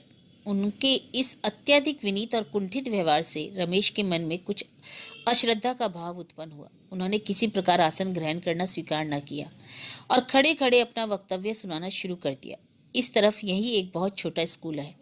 मुखर्जी और घोषाल के प्रयत्न से इसकी स्थापना हुई थी। इसमें 30-40 लड़के पढ़ते हैं। बहुत से लड़के 2-2 और 3-3 कोस दूर से भी आते हैं। थोड़ी बहुत सरकारी सहायता भी मिलती है, लेकिन फिर भी स्कूल भली भांति नहीं चल पा रहा है क्योंकि सरकारी सहायता बहुत कम होने पर शिक्षकों को उनकी तनख्वाह नहीं दी जा सकी है। इसके साथ ही बरसात से बचने के लिए स्कूल में अभी तक छप्पर छाने का इंतजाम भी नहीं हुआ है। बरसात में तो वहाँ बैठा भी नहीं जा सकता। खैर, बरसात के दिन अभी दूर हैं, पर तब तक छप्पर तो बाद में छाया जा सकता है। अभी तो विकट समस्या ये है कि शिक्षकों को तीन महीने का तनख्वाह बाकी है। अब भला कहाँ तक कोई अपनी गांठ का खाकर काम कर सकता है। पांडे जी ने बतलाया कि अगर छप्पर फिर से ना छाया जाएगा तो अगली बरसात में कोई स्कूल के अंदर ना बैठ सकेगा, लेकिन इसकी चिंता तो कुछ बाद में ही की जा सकती है। इस समय सबसे बढ़कर चिंता की बात यह है कि इधर 3 महीने से किसी मास्टर को तनख्वाह नहीं दी गई है, इसलिए अब कोई अपने घर का खाकर जंगल के भैंसे नहीं हाँक सकता। स्कूल की बात सुनकर रमेश बिल्कुल सजग हो गए। वे हेडमास्टर साहब को साथ लेकर बैठक में चले गए। वहाँ उन्होंने उनसे एक एक करके सब हाल किस्सा पूछा। स्कूल में 4 शिक्षक कार्य करते हैं, जिनके अधिक परिश्रम से 2 लड़के हर साल माइनर परीक्षा में प्रथम श्रेणी प्राप्त करते हैं। उनके नाम पते आदि पांडे जी इस तरह सुना गए मानो कंठस्थ कर रखे हों। लड़कों से जो फीस वसूल की जाती है उससे नीचे के 2 शिक्षकों की तनख्वाह का काम किसी तरह चल जाता है। सिर्फ एक आदमी की तनख्वाह गांव और आसपास के लोगों से चंदा लेकर इकट्ठा की जाती है। यह चंदा लेने का भार भी मास्टरों पर ही है। इधर लगातार 4 महीनों से घर घर घूमने और एक एक आदमी के यहाँ 8 और 10 फेरे लगाने पर भी 7.25 रुपये से अधिक वसूले नहीं कर सके हैं। यह सुनकर रमेश को आश्चर्य हुआ। वे सोचने लगे कि 5-6 गांवों के बीच में यही एक स्कूल है और इन 5-6 गांवों में 4 महीने तक घूमने पर भी वसूल हुए सिर्फ 7.25 रुपये। रमेश ने पूछा, आपकी तनख्वाह कितनी है? मास्टर ने कहा, रसीद तो 26 रुपये की देनी पड़ती है, लेकिन मिलते हैं सिर्फ 13 रुपये 15 आने। रमेश की समझ में यह बात पहले बिल्कुल नहीं आई, इसलिए वे मास्टर साहब का मुंह देखने लगे। मास्टर साहब ने उनके मन का भाव समझकर कहा, सरकारी हुक्म ही ऐसा है, इसलिए 26 रुपये की रसीद लिखकर स्कूल के डिप्टी इंस्पेक्टर साहब को दिखलानी पड़ती है, नहीं तो सरकारी सहायता बंद हो जाए। यह बात तो सभी जानते हैं कि आप किसी भी विद्यार्थी से पूछकर जान सकेंगे कि मैं झूठ नहीं कह रहा हूँ। रमेश ने कुछ देर तक चुप रहने के बाद पूछा, इससे विद्यार्थियों के सामने आपके सम्मान की हानि नहीं होती? मास्टर साहब लज्जित होकर बोले, क्या करूं रमेश बाबू, वेणी बाबू तो इतना भी देने के लिए राजी नहीं है। रमेश, मालूम पड़ता है कि वही करता धरता है। मास्टर साहब को कुछ दुविधा तो जरूर हुई। वे नहीं तो कर ही नहीं सकते थे, इसलिए उन्होंने धीरे धीरे बतलाया, वह मंत्री तो हैं, लेकिन अपने पास से कभी एक पैसा खर्च नहीं करते। यदु मुखर्जी की कन्या बिल्कुल लक्ष्मी है। यदि उनकी कृपा ना होती तो स्कूल कभी का बंद हो गया होता। पहले तो उन्होंने आशा दिलाई थी कि वे इस साल अपने खर्च से छप्पर छवा देंगी, लेकिन फिर ना जाने क्यों एकाएक उन्होंने हाथ खींच लिया और सारी सहायता बंद कर दी।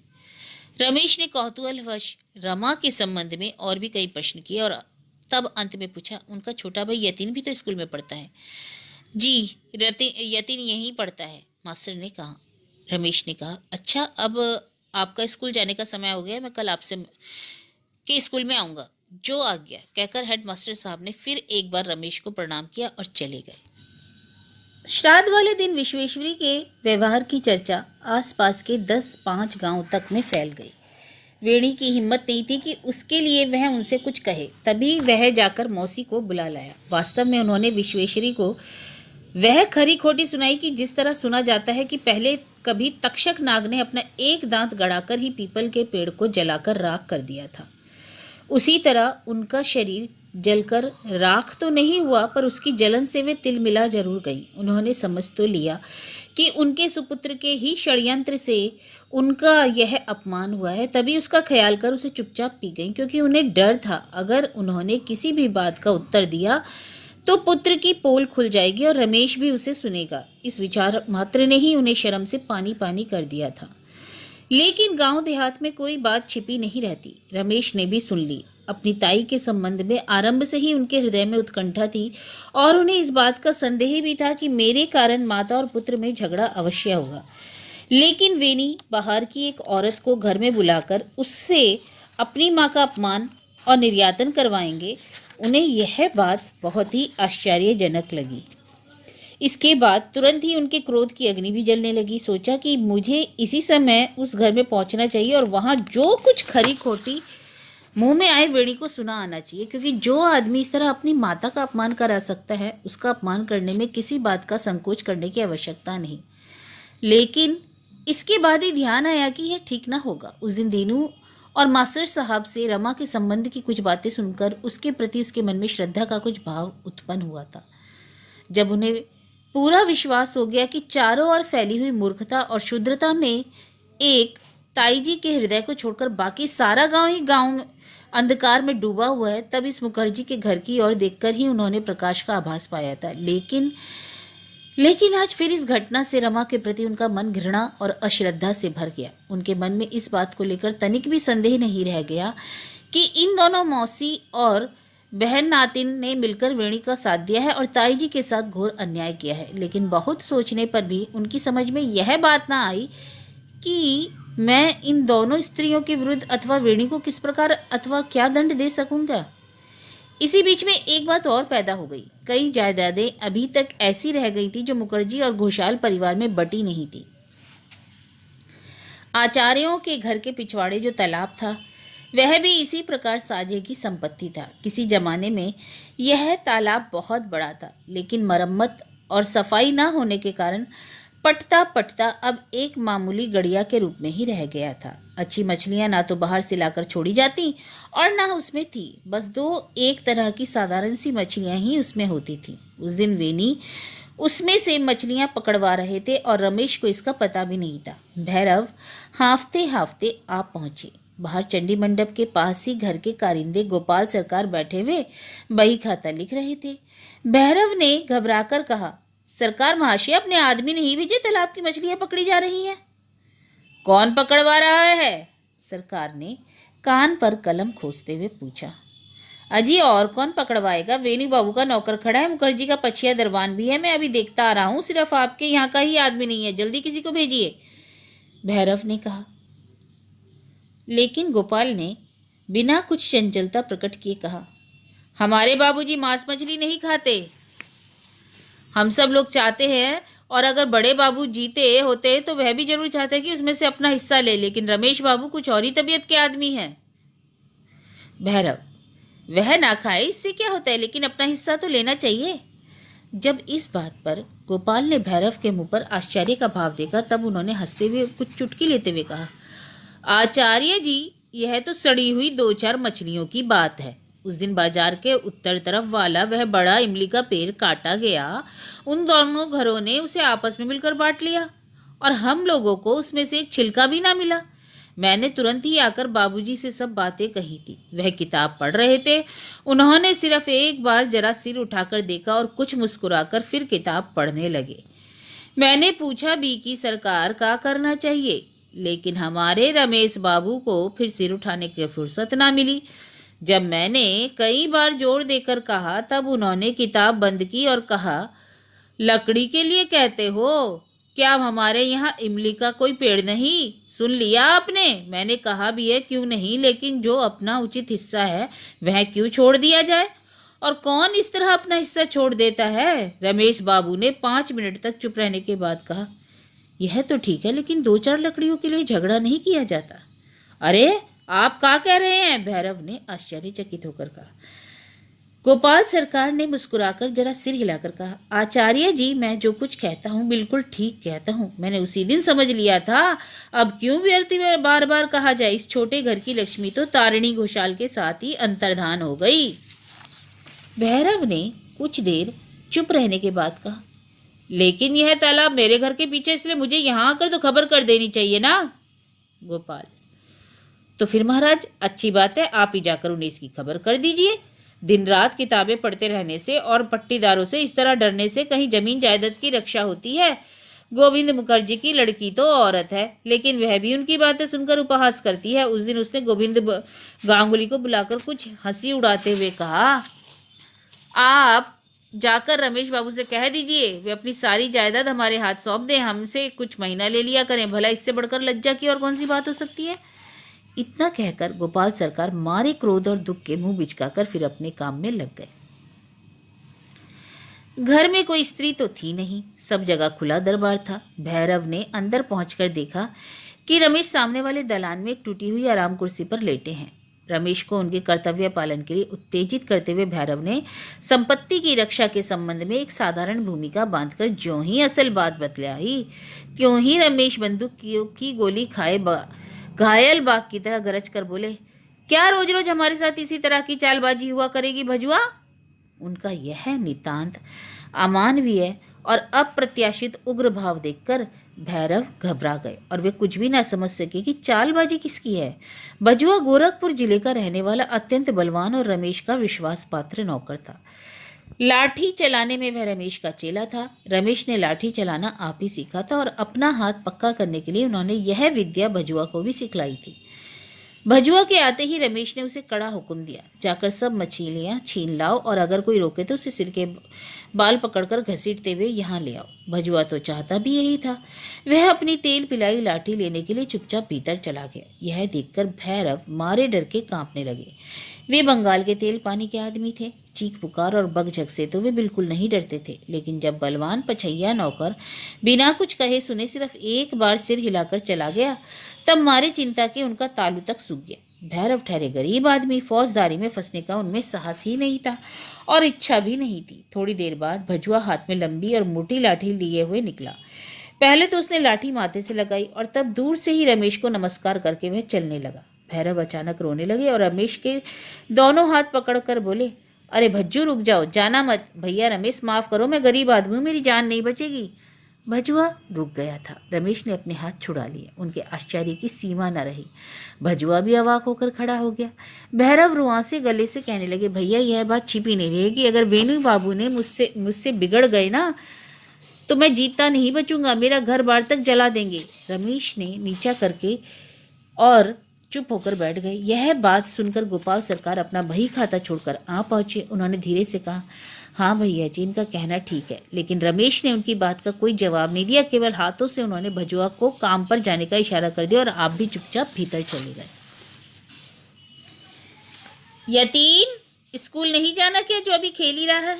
बहन, हमारे स्कूल में आज और कल 2 दिन की छुट्टी है।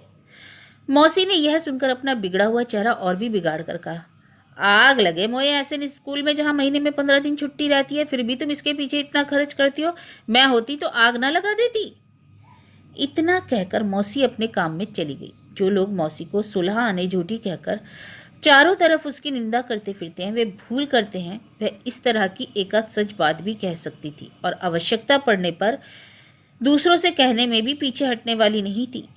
रमा ने अपने छोटे भाई को अपने पास खींच लिया और धीरे से पूछा, क्यों रे यतिन, आज किस बात की छुट्टी है रे?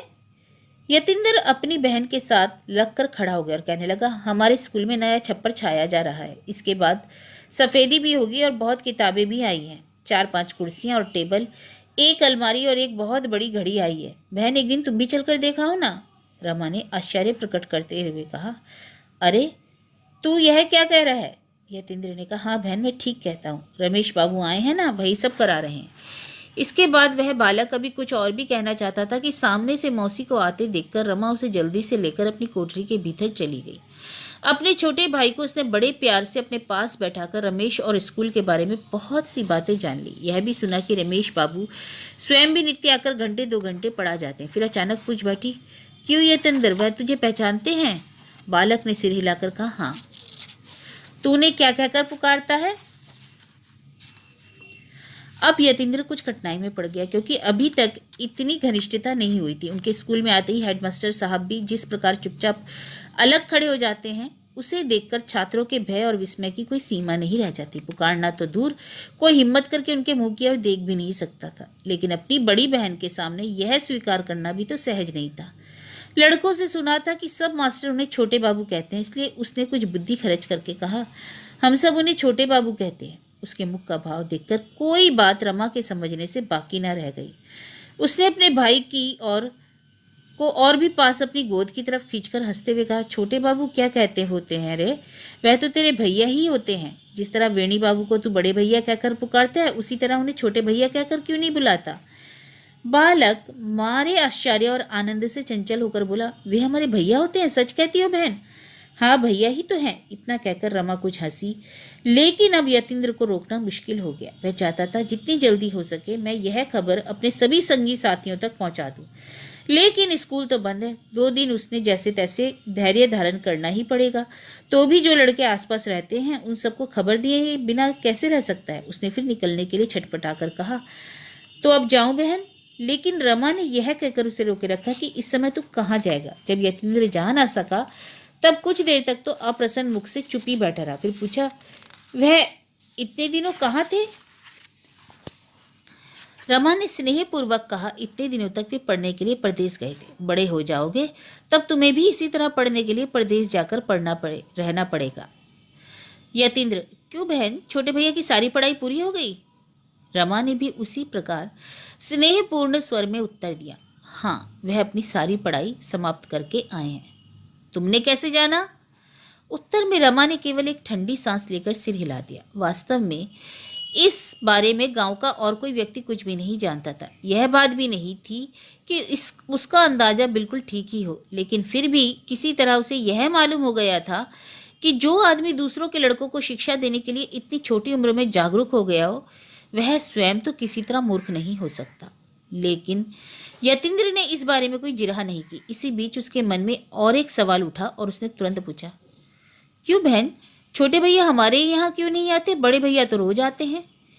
यह सवाल एक व्यथा के समान रमा के सारे शरीर में बिजली की तरह प्रवाहित हो गया। फिर भी उसने हंसकर कहा, तुम उन्हें अपने घर बुलाकर नहीं ला सकते?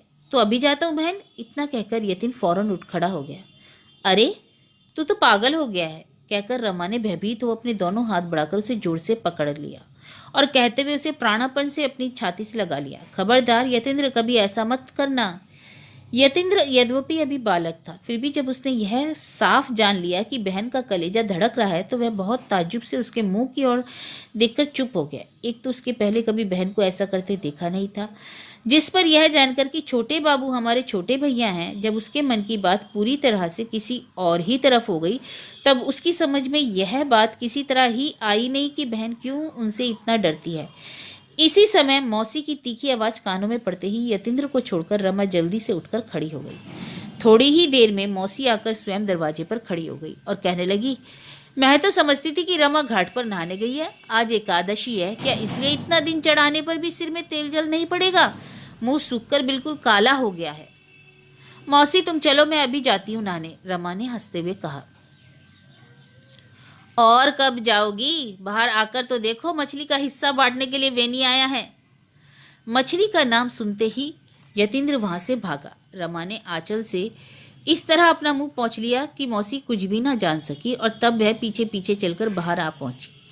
आंगन में खूब हल्ला मचा हुआ था। उसका हिस्सा बांटने के लिए वेनी बाबू स्वयं ही आकर हाजिर हो गए थे।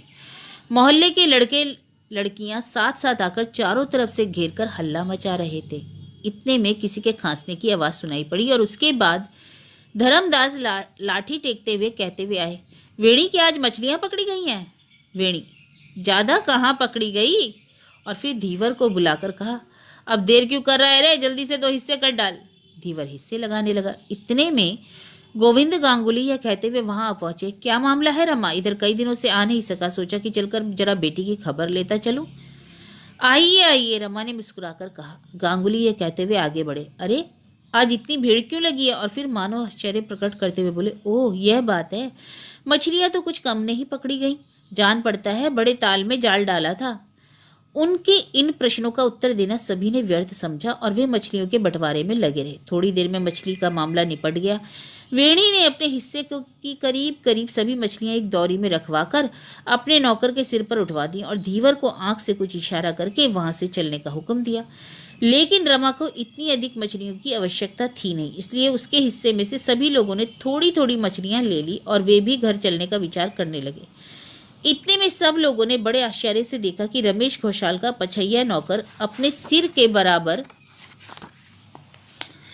ऊंची लाठी हाथ में लिए आंगन के बीच आकर खड़ा हो गया है। इस आदमी का चेहरा ही ऐसा भीषण था कि सबसे पहले उसी पर निगाह जा पड़ती और सदा याद रहती। गांव के छोटे बड़े सभी उसे जानते थे, यहाँ तक कि उसके बारे में धीरे धीरे बातें फैलानी शुरू कर दी थी। इतने आदमियों के बीच में उसने रमा को कैसे मालकिनी समझकर पहचान लिया, यह तो वही जाने, पर उसने दूर से ही माँ जी कहकर एक लंबा सलाम किया और पास आकर खड़ा हो गया। उसका चेहरा जैसा भी हो, आवाज़ सचमुच ही भयानक, अत्यंत भारी और फटी हुई थी। उसने बंगला मिली हुई हिंदी में संक्षेप में बतलाया कि मैं रमेश बाबू का नौकर हूँ और मछलियों के 3 हिस्से में से 1 हिस्सा लेने आया हूँ।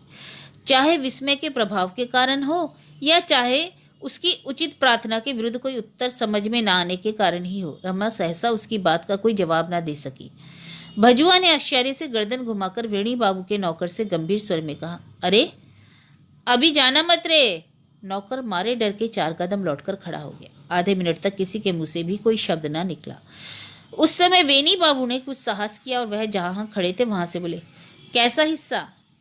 भजुआ ने तुरंत ही उन्हें भी सलाम करके आदर पूर्वक कहा, बाबूजी मैंने आपसे नहीं पूछा। मौसी ने दलान से ही कहा, अरे बाप रे तू क्या मारेगा?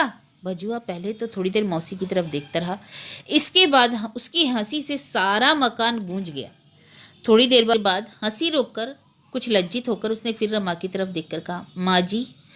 भजुआ की बातें और व्यवहार में अतिशय आदर के साथ मानो अवज्ञा भी छिपी हुई थी। यही कल्पना करके रमा मनी मन चिढ़ गई थी और पूछा, क्या चाहते हैं तुम्हारे बाबू? रमा की नाराजगी देखकर भजुआ मानो कुछ कुंठित हो गया, इसलिए उसने जहां तक हो सका अपने कर्कश स्वर को कोमल करके अपनी प्रार्थना दोहरा दी। लेकिन अब क्या हो सकता था? मछलियों का हिस्सा हो चुका था और वे ठिकाने भी लग चुकी थी। इतने आदमियों के सामने वह हीन भी नहीं हो सकती थी, इसलिए उसने कटु कंठ से कहा, तुम्हारे बाबू का इसमें कोई हिस्सा नहीं है, जाकर उनसे कह दो उन्हें जो कुछ करना है वह कर ले। बहुत अच्छा माँ जी, कहकर भजुआ ने फिर एक लंबा सलाम किया। वेणी के नौकर को हाथ से इशारे से चले जाने के लिए कहा और बिना कुछ कहे सुने आप भी वहां से चलने लगे। जिस समय उसके इस व्यवहार से घर के सभी लोग अत्यंत चकित हो रहे थे, उस समय वह अचानक फिर लौट आया और रमा की ओर देखकर उसने अपनी हिंदी और बंगला मिली हुई बोली में और अपने कठोर कंठ स्वर के लिए क्षमा मांगी और कहा, माँ जी, लोगों की बातें सुनकर पहले बाबूजी ने ताल पर से ही मछलियाँ छीन लाने का हुक्म दिया था। हमारे बाबूजी मांस मछली छूते भी नहीं और मैं भी यह सब कुछ नहीं खाता। लेकिन इतना कहकर उसने अपनी चौड़ी छाती पर हाथ रखकर कहा, बाबूजी के हुक्म से आज ताल के किनारे ही शायद यह चली जाती, लेकिन राम जी ने बड़ी खैरियत कर दी कि बाबूजी का गुस्सा ठंडा हो गया। उन्होंने मुझे बुलाकर कहा, भजुआ जब माँ जी से पूछा कि इस ताल में हमारा भी हिस्सा है या नहीं। इसके बाद उसने बहुत आदरपूर्वक लाठी सहित अपने दोनों हाथ उठाकर रमा को नमस्कार करते हुए कहा, बाबूजी ने कह दिया कि भजुआ और कोई चाहे जो कहे, पर मैं निश्चय में से जानता हूँ कि रमा की जबान से कभी झूठ बात नहीं निकलेगी, वह कभी पराई चीज नहीं छुएगी। इतना बताकर वह हार्दिक सम्मानपूर्वक बार बार नमस्कार करता हुआ चल दिया। उसके चले जाने के बाद बार बार रमा के कान में भजुआ के यही शब्द लाखों तालियों की गड़गड़ाहट के समान गूंज रहे थे, माँ जी की जबान से कभी झूठ बात ना निकलेगी, और उसके दिमाग को परेशान कर रहे थे। इसलिए उसने अपने सिर का आंचल कुछ और आगे खींच लिया और तुरंत बिना कुछ कहे सुने वहां से चली गई।